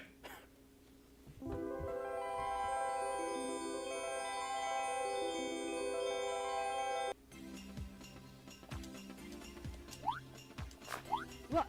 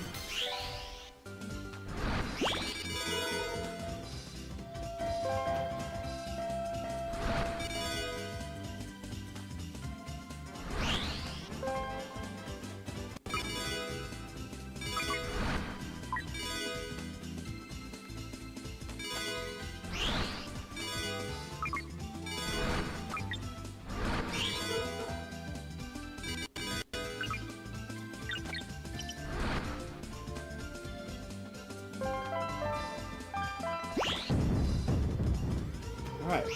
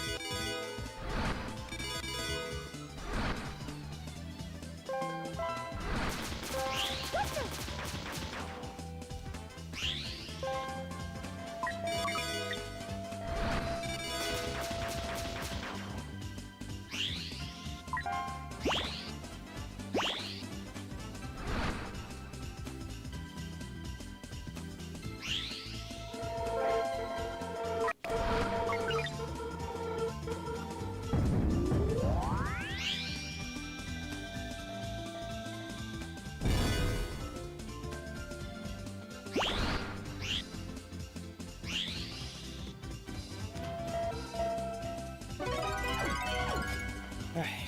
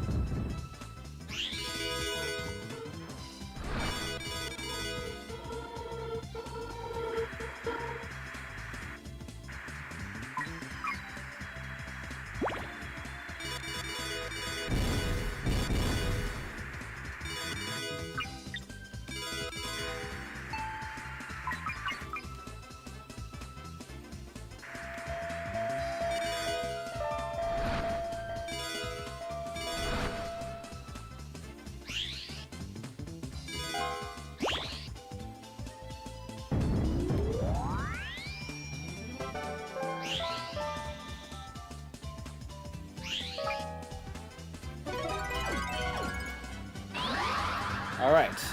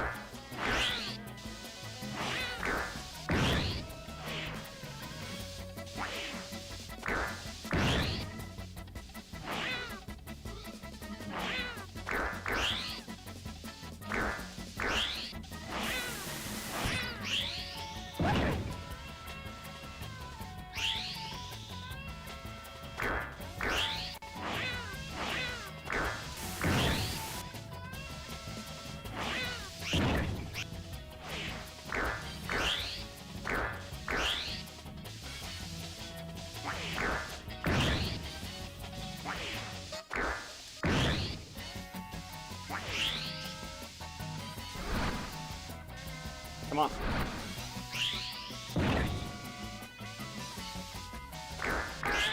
There we go.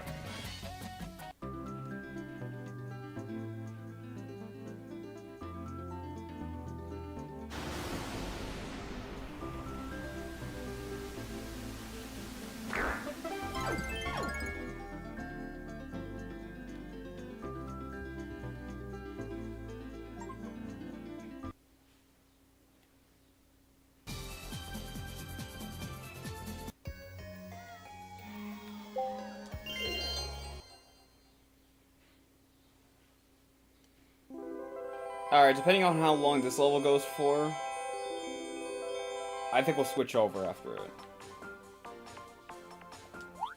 What?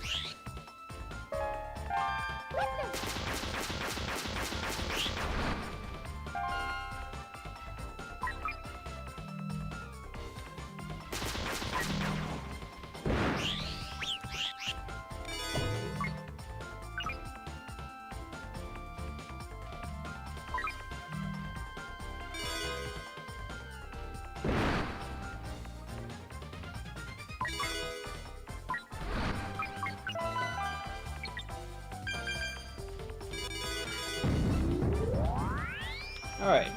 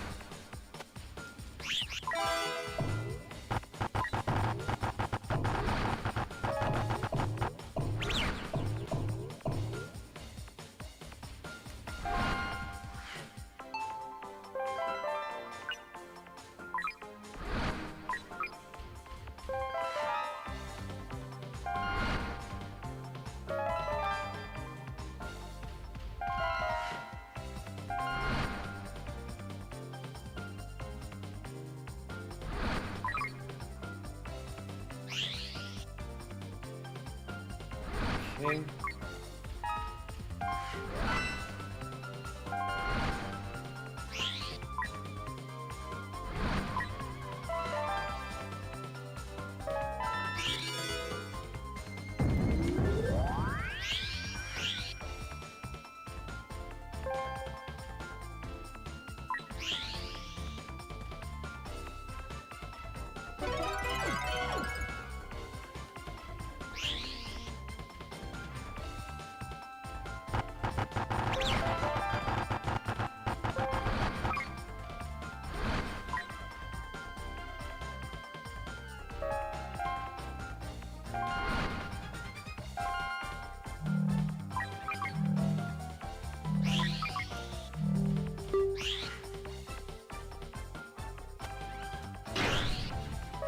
Awesome.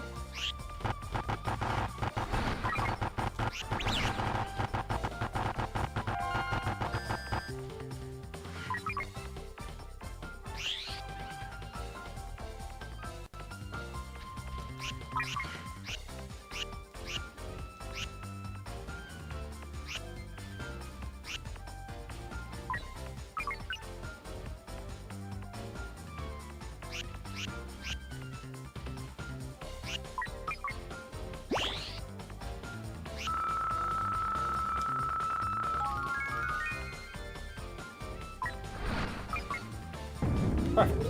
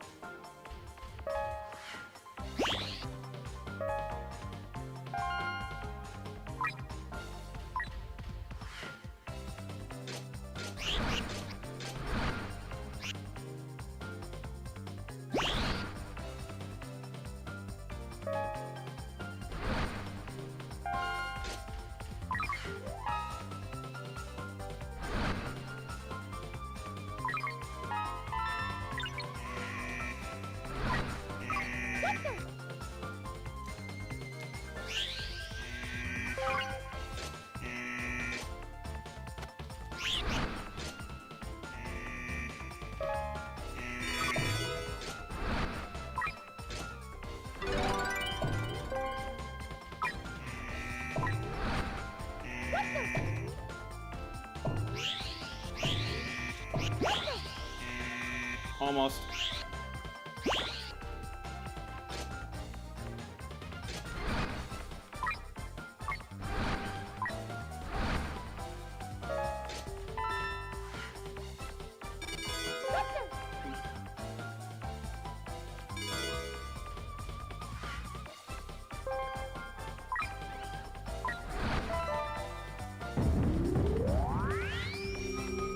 Move, move.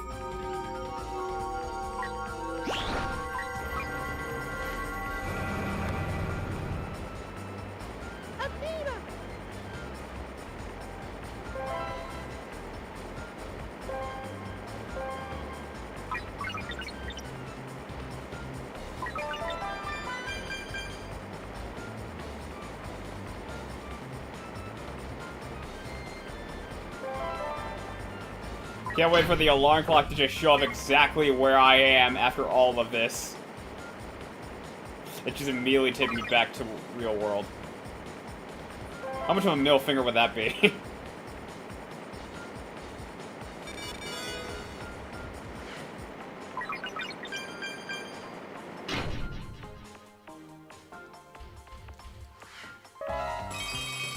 Oh my god.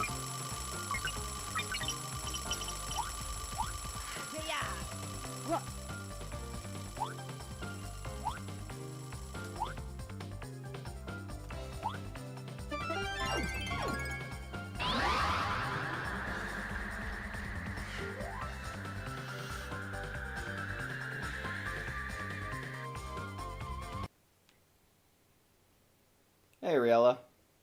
Well, it's not nice.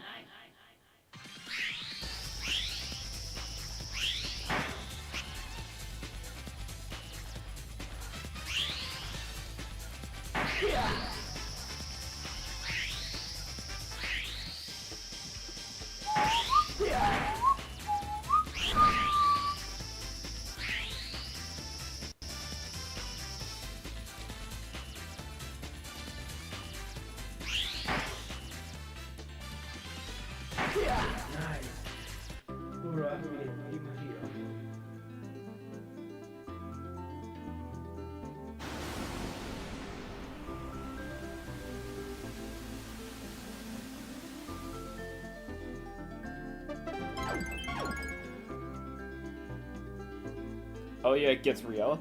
Yep.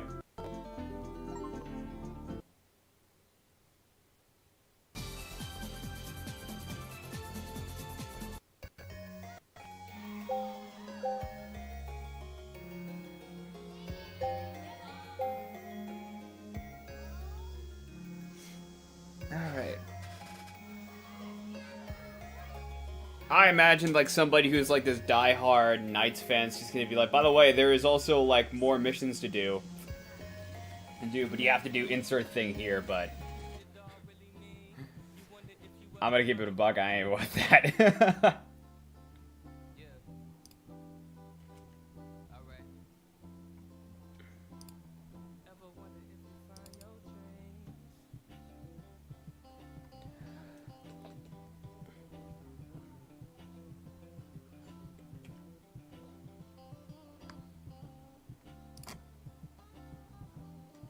All right.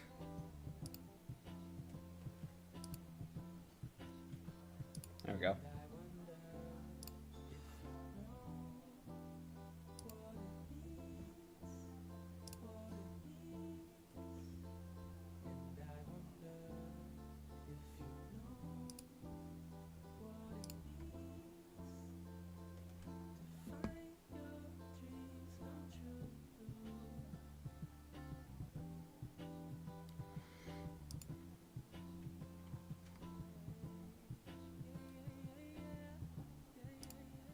Oh!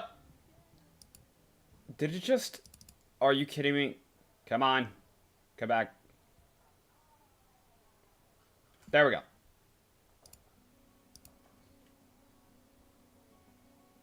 Alright, we're good. Yeah, sorry about that. Alright, so that was Nights into Dreams. Honestly, yeah, controls are a little gimmicky and whatnot, but it still holds up. To me, at least. Oh, man. But yeah, it's real fun to, like, play some of these older games, honestly. I really enjoy it. But now we're gonna get into, the, I believe, 2006, 2007. This was fun. Oh, we're not done yet! We're gonna get into the 2006-2007 game. Knight's Journey of Dreams. This is a game that released for Nintendo Wii. And has not come back since. Which is, I think, is a shame. I think Sega needs to bring this back. I don't care if they have to rebind and modify the controls. I would like to have this back.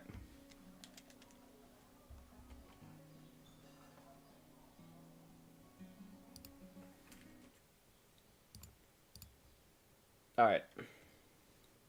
Oh, wait.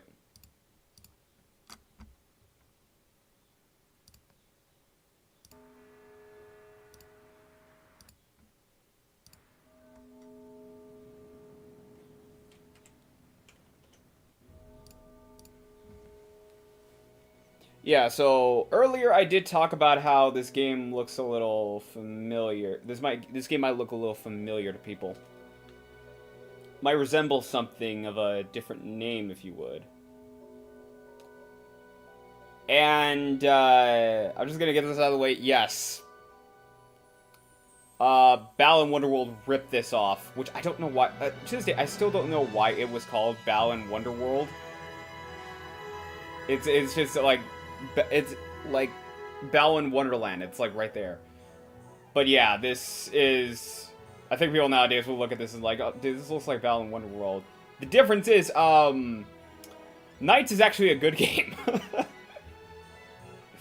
But yeah, both were, I believe, either directed or the head developer was definitely Yuji Naka. And pretty much Square Enix was like, let's bring in Yuji Naka, and we like what he did with Knights. Let's do that, but for, basically, like, let's do that, but just make it, I guess, like, Legend of Zelda-esque. Or, no, I guess since it's Square Enix, Kingdom Hearts-esque. Balan Wonderworld is just Knights, but trying to be Kingdom Hearts, basically. But the difference is, Nights into Dreams and Journey were actually good games. I don't really know how well this game in particular sold, but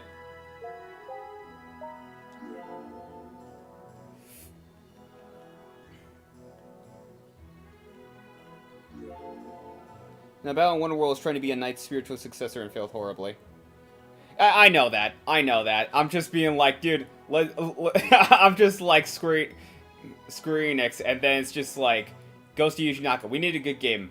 Yuji Naka. Okay, well, let's just take Knights and do none of that. Balan Wonderworld.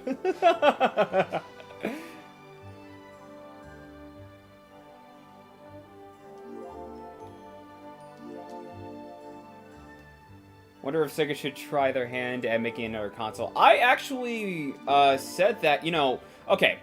Like, I know, like, okay, the Dreamcast did actually pretty well for itself, yeah.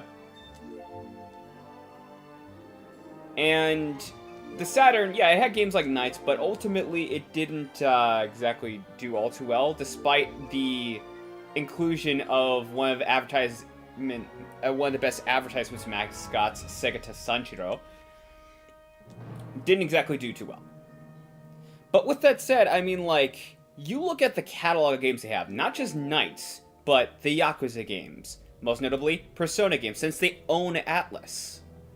Like, they own Atlus, they own the studio that makes Yakuza, and the number of Sonic games that have come out over the years. Like, if they were made, I don't know, the Sega Neptune, right? I honestly think that it could absolutely sell.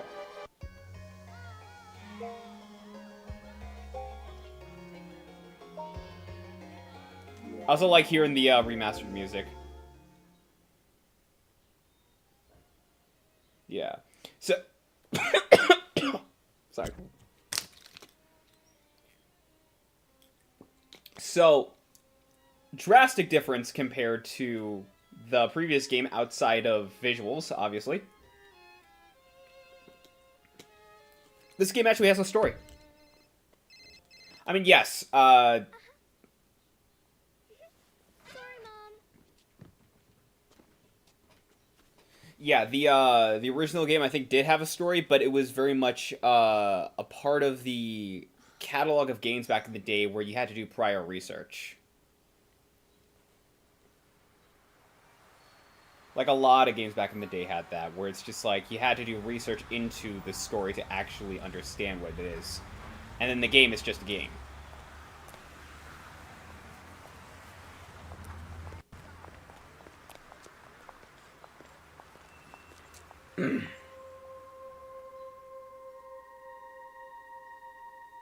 I'm sorry.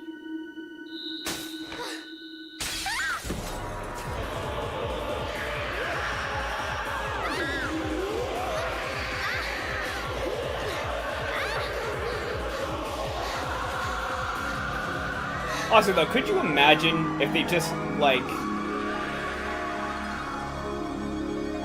If Square Enix just, like, let Balan Wonderland be like this game? Like, could you imagine? It's like, dude, it's Balan Wonderworld. I don't care. I don't care. It's a bad game. It is a bad game. I don't care.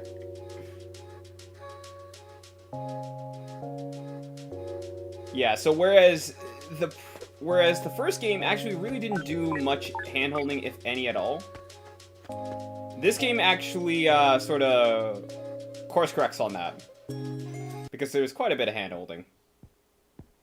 Though to be fair, this definitely is a game more catered to children. We have a guest. Is this your first time here, mademoiselle? Allow me to explain.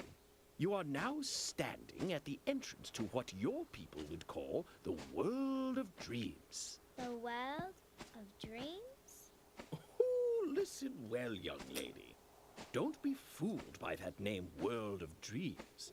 I don't mean to imply that the world I itself would absolutely doesn't like to exist. see, like, this, It is simply- oh, this how game should I in put it? particular remastered another with the same world. type of, like, One visuals and that you are graphics that they able to did for visit the only while you are in-game fast movies. asleep. Because I think nowadays Sailors Sega refer to could it as absolutely do night that. Dimension. Nowadays, at And least. people who come to the night dimension from your world are known as visitors. Oh, pardon me. I do tend to That was the rattle thing for a on. lot of You Sega may games call back in me the day, our where it was visitor. they had beautiful in-game cinematic cutscenes and What subpar magic in-game was that? graphics. Hey, Knights!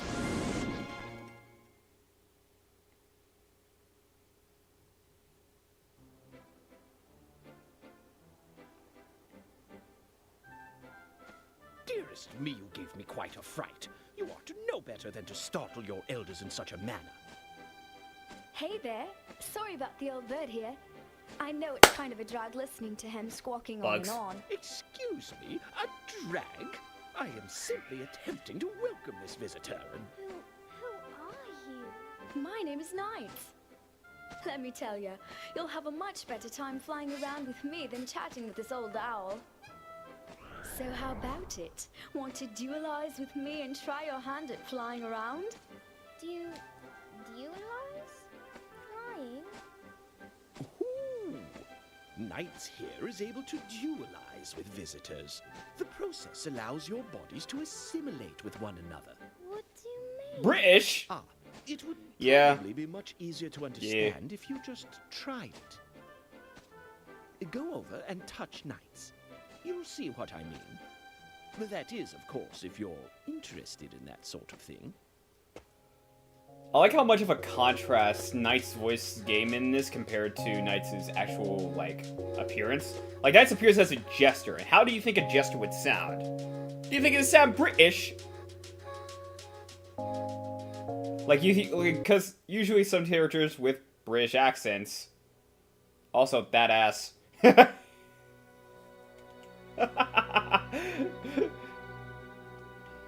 Mostly characters with British accents would, you know, have some sort of, like, regal or royal-esque type appearance to them. Well. Visitor. Well. Well. Visitor. But for Knights, like, the actress playing Knights is actually, like, actually does a really good job, honestly. Well. Visitor. Like, it sounds... honestly, I do think it sounds more... Like, it does sound kinder and graceful, Visitor. but... It also is not as, like, Well done. Well comical. Comically, I would say comically bad compared to the Into Dreams voice version for Knights. Where Knights just talk like this! Now Knights just talks like this.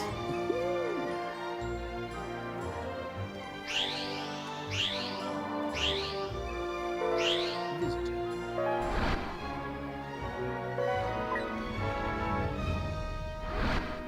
Yeah, they brought back the, this game, like, pretty much at its core, it is just Knights into Dreams.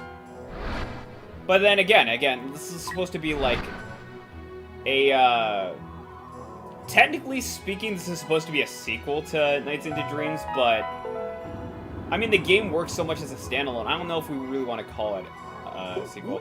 I imagine Knights sounding more like Pomni, honestly, even before I've heard Pomni's voice. You just made me think of the bank fucking meme. Riala? Are we robbing a fucking bank? Nonsense! We're entering a bank, Pomni! Keep up! Visitor.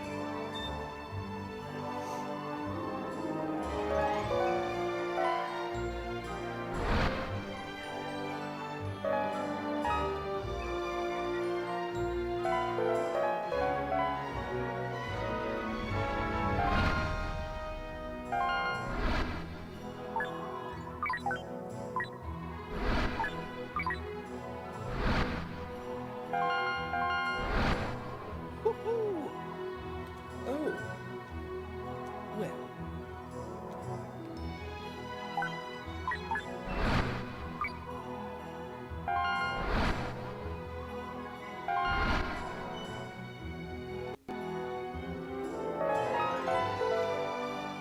Honestly, nowadays, I imagine if they really wanted to, like, if they wanted to do, like, the nice attention to detail and everything, with the voice actor or actress, like, whoever they get, I imagine they would go for a non-binary actor or actress. Not necessarily because I would imagine Knight's voiced by a non-binary actor or actress, but mainly because, like, that's kind of the thing now where, voice acting cast list has to be quote-unquote accurate, which I think is bullshit, honestly. Like, not to say that, you know, like, gay people can't voice gay characters, or black people can't voice black characters, so on and so forth, but it's like, it's very minor in the grand scheme of things when it comes to representation. Like, don't get me wrong, it is nice to see it when it happens, but, like, it's... not really as good. Is not really as good in terms of representation as opposed to actually making characters of representation. I mean, yeah, like Knights isn't human, and Knights is just Knights, but at the same time, you can also say Knights is a good representation for non-binary. Because Knights doesn't have a gender. And Knights doesn't, like, really identify specifically as a gender. Knights is just Knights. Knights is just sort of this fun-having goofball. And I think that's what separates good representation from bad representation. It's just when the character is a character, an enjoyable character. And, you know, like, the gender and the race, like, they don't come second, but they're not the end-all, be-all. Oh.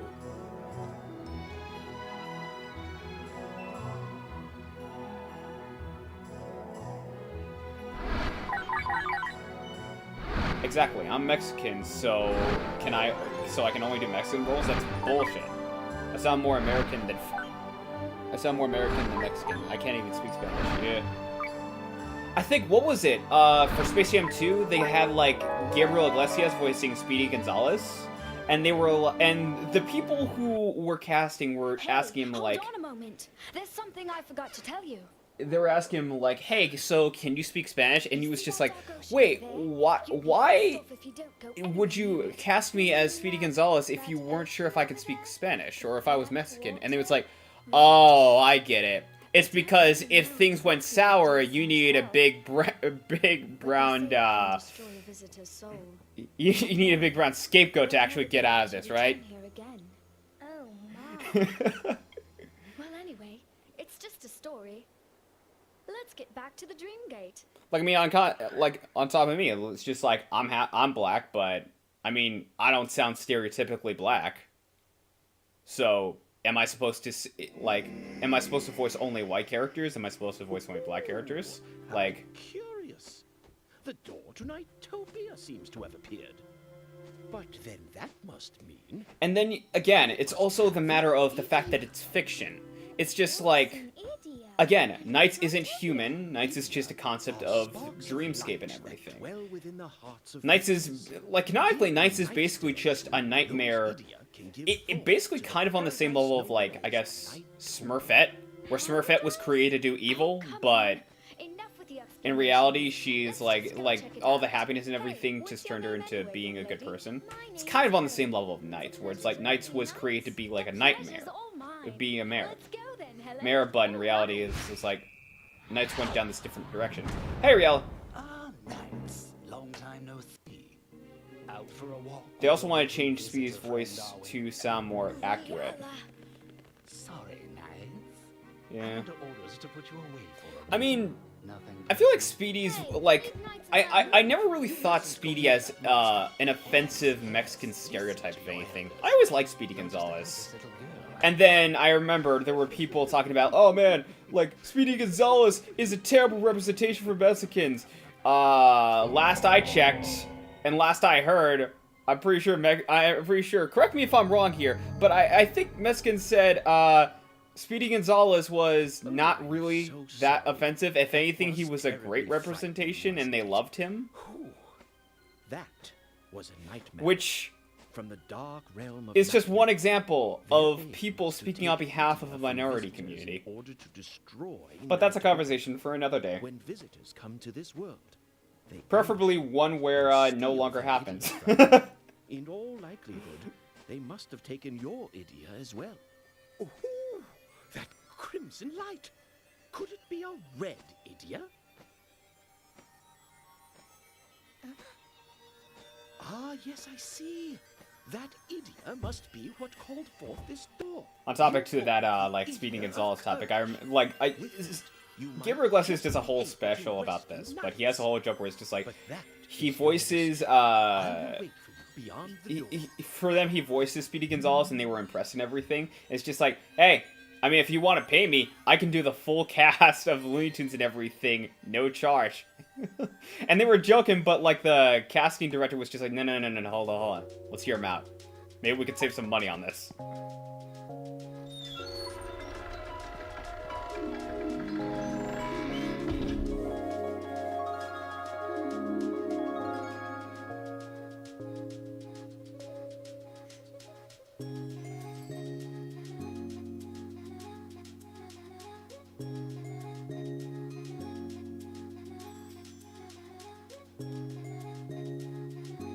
But yeah.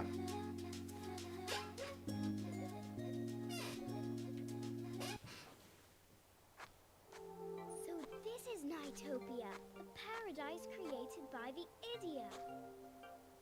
Ah, I knew that you would come. Owl, who are those little people? Why, those are NiGHTopians. They're the inhabitants of this place. Normally, they act rather bright and cheerful, but they must be very scared of the nightmares at this moment. Poor things. According to them, Knights is being held in that prison over there. A rescue attempt will not be simple. The key we require is guarded by the nightmares. So, the problem is... Oh, wait! You mustn't rush. Knights, are you okay? Helen, what are you doing here? I wanted to help you. But I don't know if... Helen, is that a red idiot? Okay. That red idiot is enough to take care of this cage. Come on, climb up here using that chain. Let's show these guys we mean business. Yeah, Knights has never really been like this deep, like complex story or anything, but at the same time, it's also a game made for younger audiences and children. You can kind of give it a pass.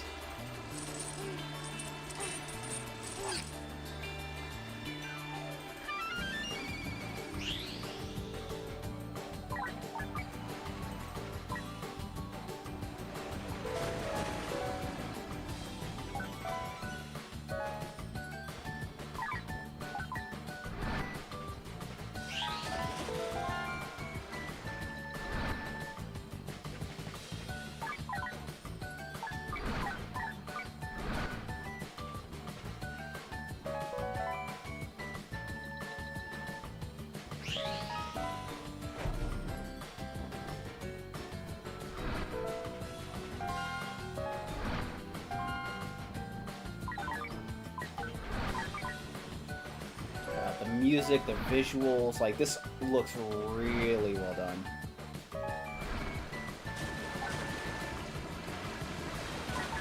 Like, I mean, for the time, right? But I mean, even then, like, for the time, this is good.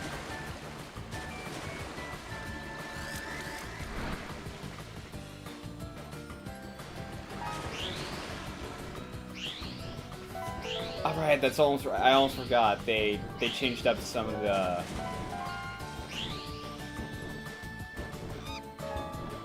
So now, we don't necessarily have to just...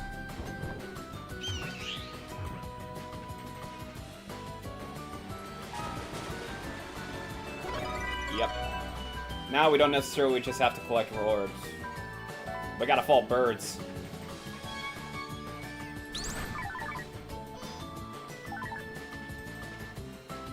And now I also think... No. Time limit is on this one. Good.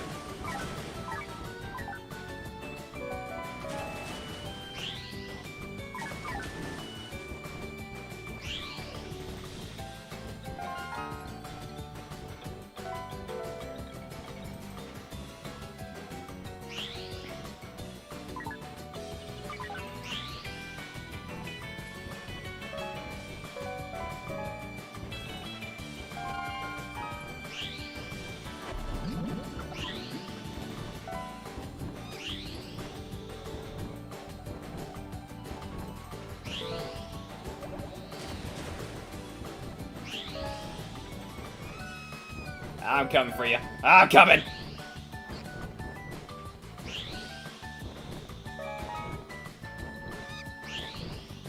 Nope.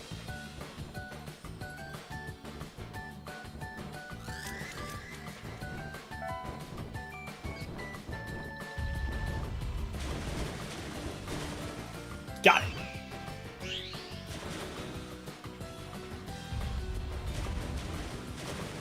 Hold up. Let's see if I can grab it. Ah! It's right there! I saw a chest! Let me grab the chest!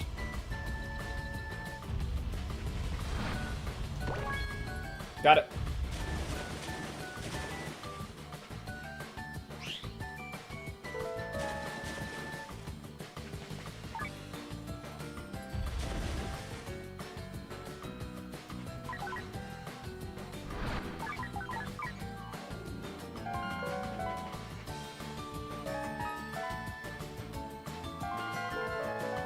I do have to say, for as gimmicky as these games are, and as, you know, simple, honestly, they are fun. Like, these types of games, they're honestly very fun. Especially with the fact of, like, again, it's just the idea of a dream world, and how do you go about it? Well, we give players an objective, make things simple, but at the same time, we also create these beautiful instances in these worlds, and just let players experience this sense of freedom.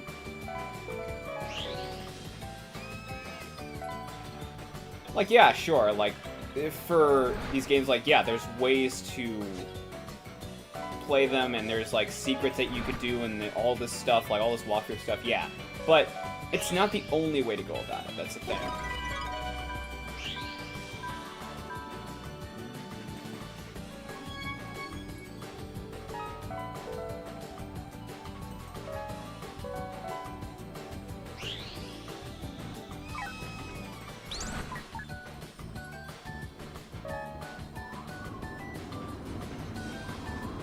Secret tunnel, secret tunnel. I need to rewatch Avatar sometime. The good one.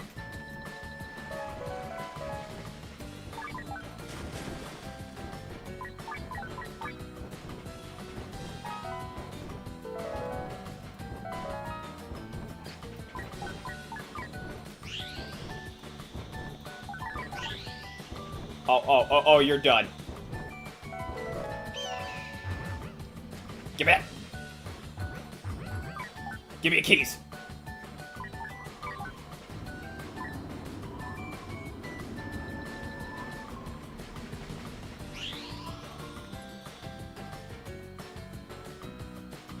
Hold up.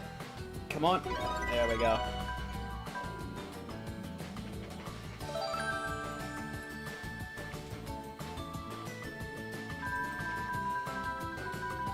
Deb. D-E-B. Deb.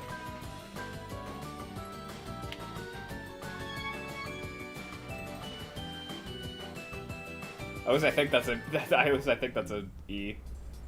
I don't know. Just look like Deb to me.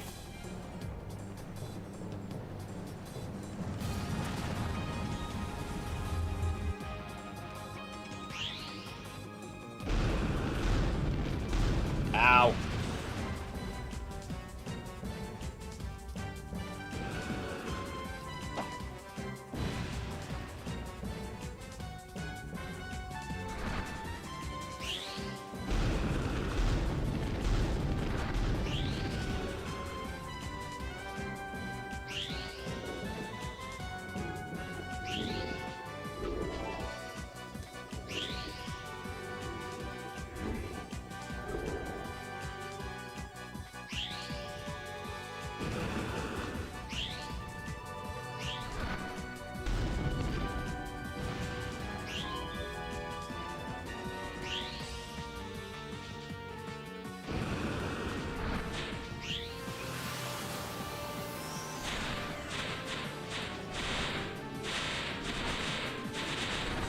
I do like that they changed up with Austin's games. Yep.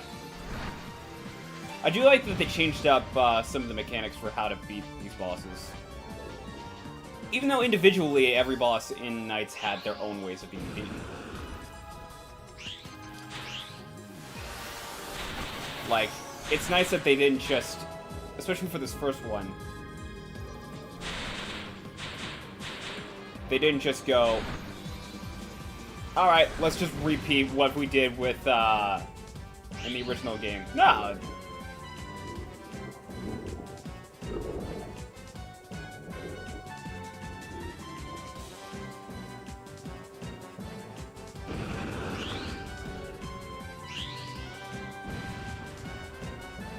He's so tiny.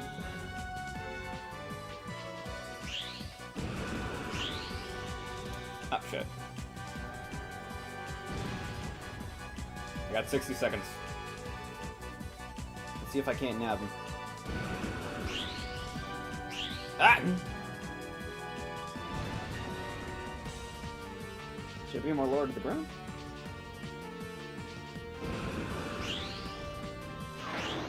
Got it.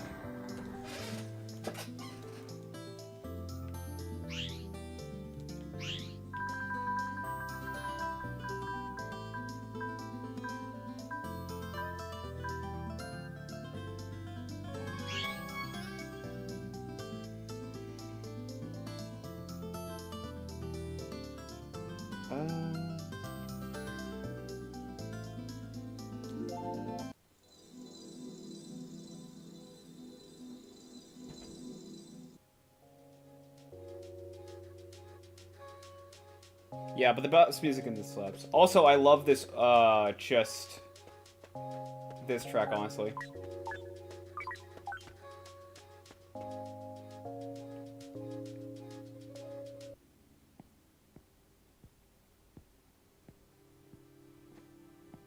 Well done. Well done. You have truly proven yourself worthy of the Idia of Courage. Well, I mean, I just... But it is still too early to celebrate. All visitors originally possess a total of 5 different Idia. Fortunately, you've at least managed to hold on to your Idia of Courage. The remaining 4 are the Idia of Purity, Intelligence, Growth, and Hope. They are white, blue, green, and yellow, respectively. If you can retrieve them all, then peace will be restored to NiGHTopia. Idia are the very source of NiGHTopia.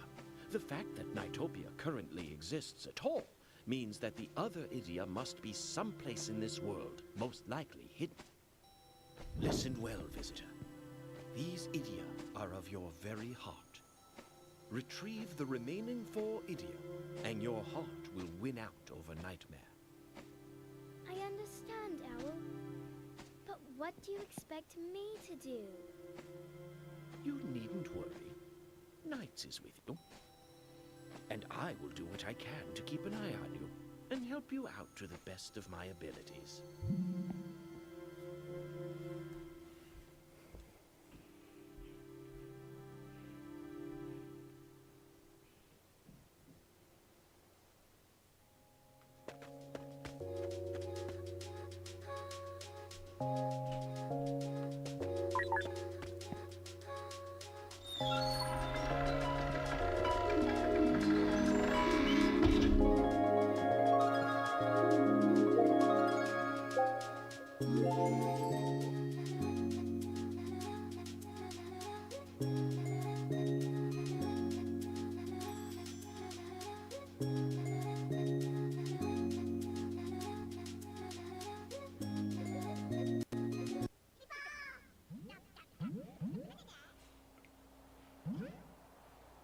I can't believe this.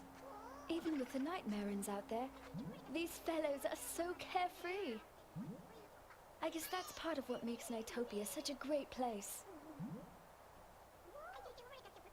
Hey, look! Owl is over there, too.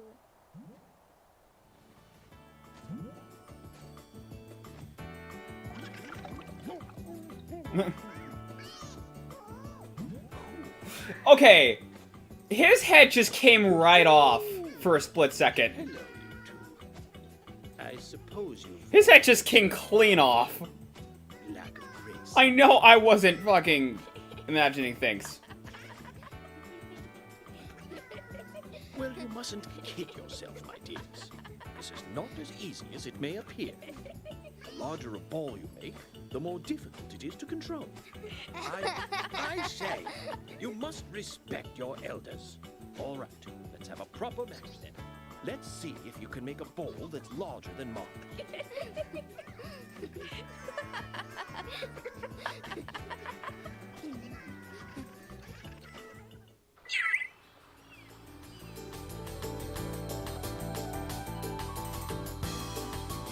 Watch it!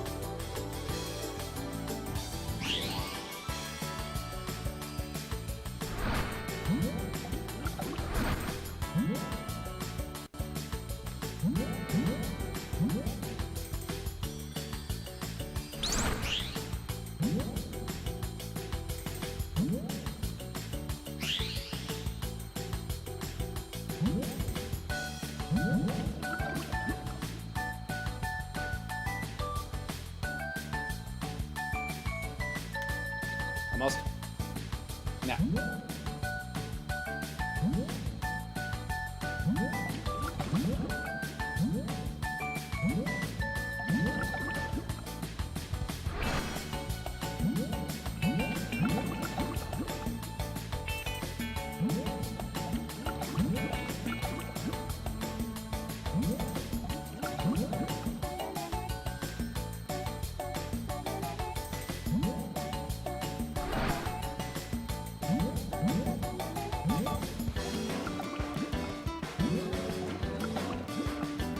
I do like that they added these little mini games and whatnot, like actually expanding more on content for this game, because it's not again, just like Knights of the Dreams.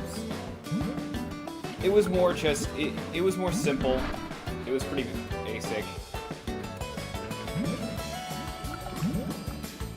Catch what it needs to do, but this actually has a little more fun with the idea of the fact that it's Dream World.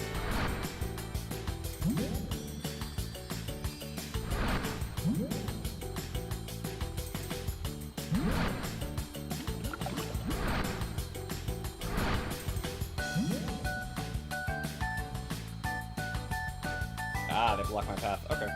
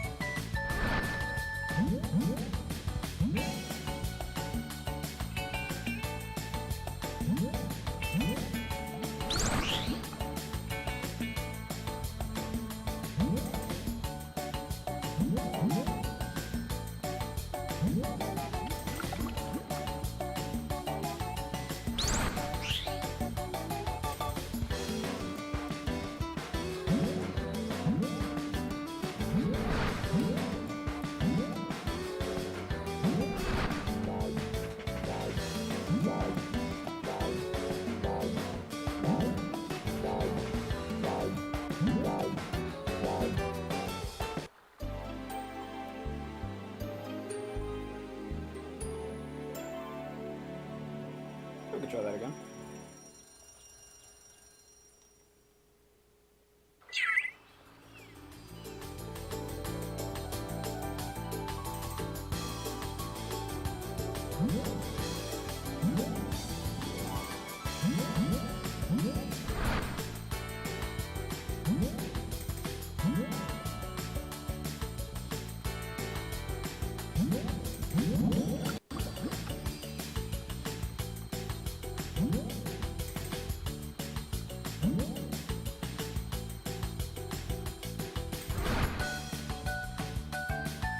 He says the ball gets harder to control the more bigger it gets, but dude, I have better control when it's a fucking boulder than it is a bubble. I don't know what he's going on about.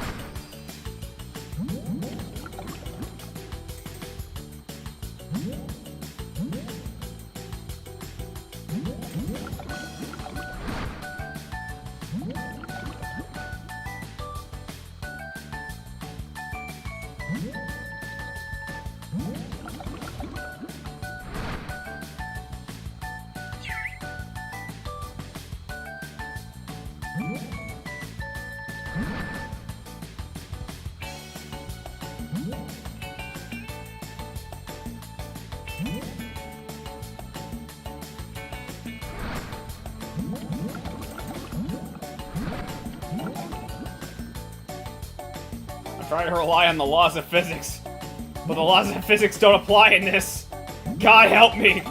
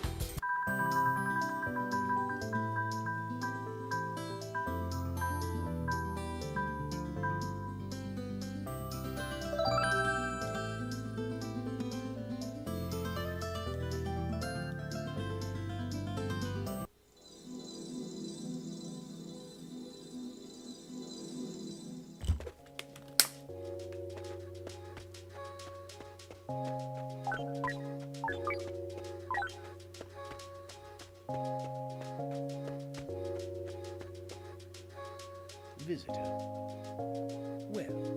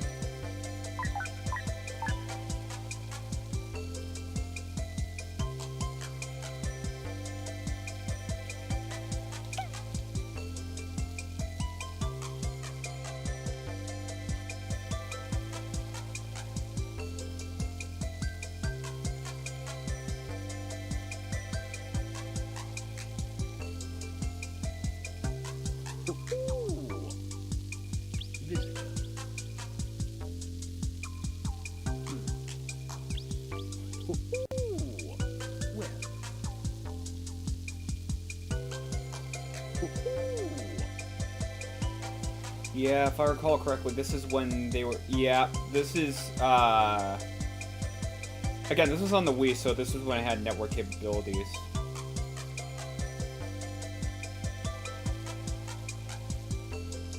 Yeah, they let you create your own little,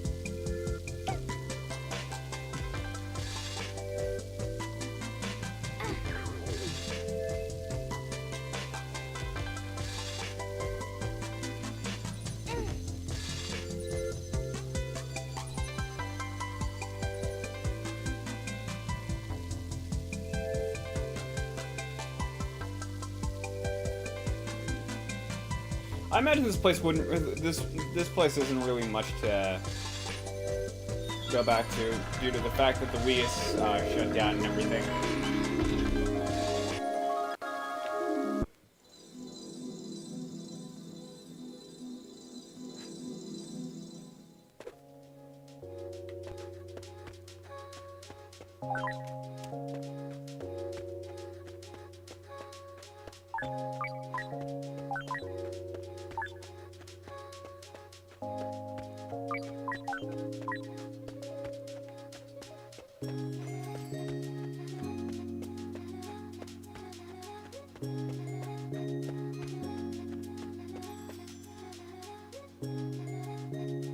Sure.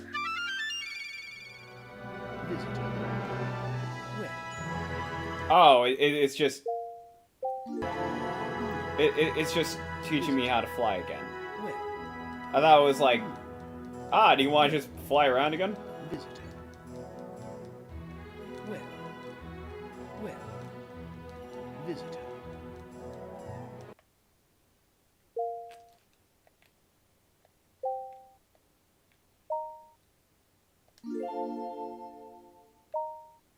Just out of curiosity, can I just come back?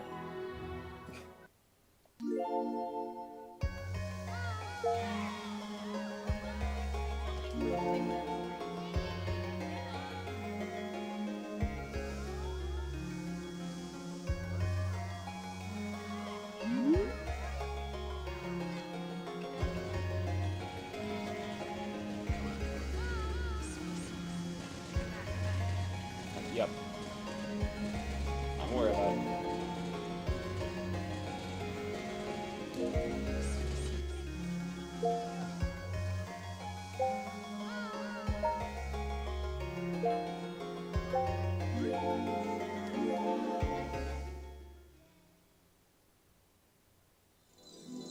Okay, good. Like, it was like begin Helen's story. I was just like, all right, this isn't gonna like bring me back to the beginning, is it?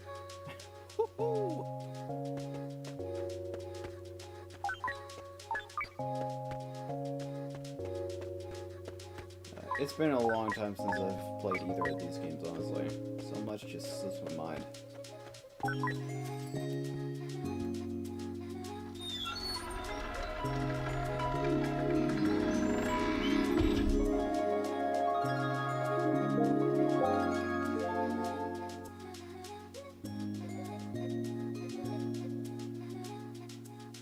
Honestly, I think we'll do one more mission and then I think we'll call it.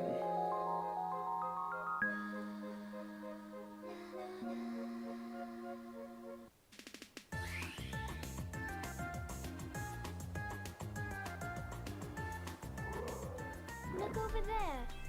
Something is poking its head out from that jar. Is it a nightmare? No, that's just an octopaw. You're scared of everything, aren't you? Octopaw? He's kind of a scaredy cat, too. If you chase I like after that. him, I like then how, you'll find a considering trail that both of them are one and the It's same good now, practice to fly through those rings. It's not as their easy. movements and actions are dual. Hey, why don't you give it a shot? You're used to flying by now, aren't you? Come on, let's go. Hey!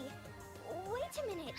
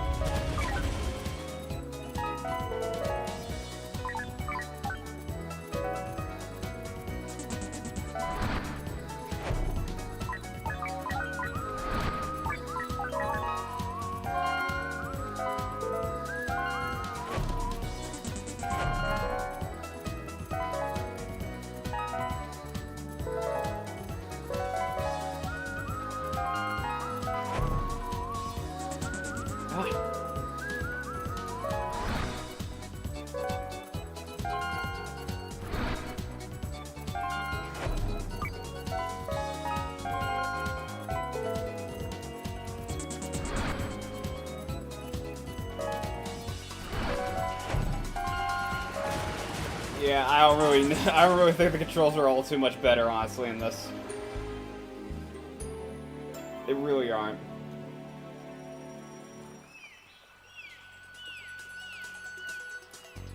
Unless... Now there's no way to set the sensitivity. So I have to play with it like this.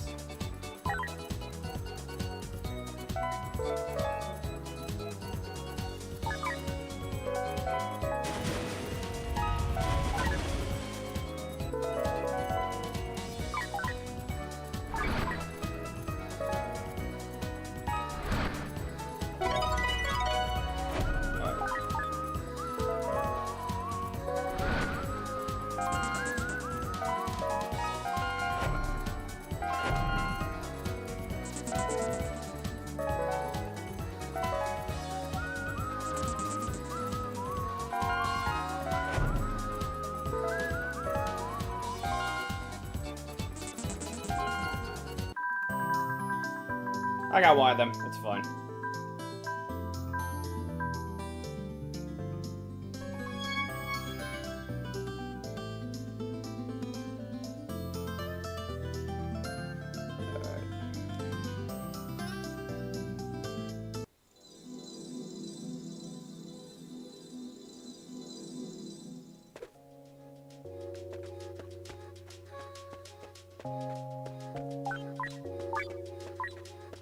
Alright. Oh. Okay. I think it's gonna be it. I'm tired. Anyway. Thank you all so much for joining me.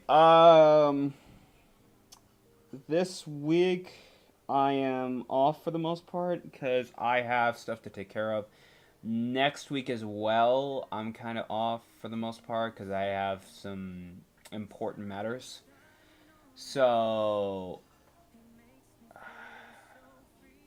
I should be good to go. I got something going on. Like, usually my schedule is Monday, Wednesday, and Friday. That's my schedule, around 7 to either... just from 7 to, at the latest, 10. But I don't know. It's just like I got things to do, and this week it's that's gonna dig into the time. And also, I'm not really gonna be exactly in the mood to stream, so to speak. I got things, yeah. But I think Friday we'll start up another revisiting stream. I am debating on whether or not I should take a look at Devil May Cry 5 this week or Hi-Fi Rush. I'm debating on that. How do you be here? See you next time. Yeah. Either way, I mean, Friday's gonna be looking to be a pretty fun time. Other than that, yeah, I think next week I might just take next week off, considering what I have going on next week. So, yeah. And then I'll have to talk and everything. But I'll have to talk to some people and everything. But yeah, I think Friday is gonna be another stream, and then it might just be like a week-long hiatus, honestly. But yeah. Anyway, that's gonna do it. Thank you all so much for joining me. And, you know, if you want to support me, please feel free to support me at ko-fi.com/Sozo-sha. Just, if you want me to play, like, because right now I'm just playing older games, but if you want me to play anything new, again, ko-fi.com/Sozo-sha. I got membership set up where you can ask me to play stuff on there. Other than that, I have an Artstation. I got a portfolio there. You can go check that out. I have Instagram. You can go check that out. If you want to catch some of these streams live more with my friends and everything, feel free to check out twitch.tv/cafeautumn. And yeah, feel free to check out some of my other stuff on here as well. But yeah, thank you all so much for joining me this night, and we'll see you all next time when the cafe opens. Remember, you're always welcome at Cafe Autumn, as long as you're not a cunt. Take care.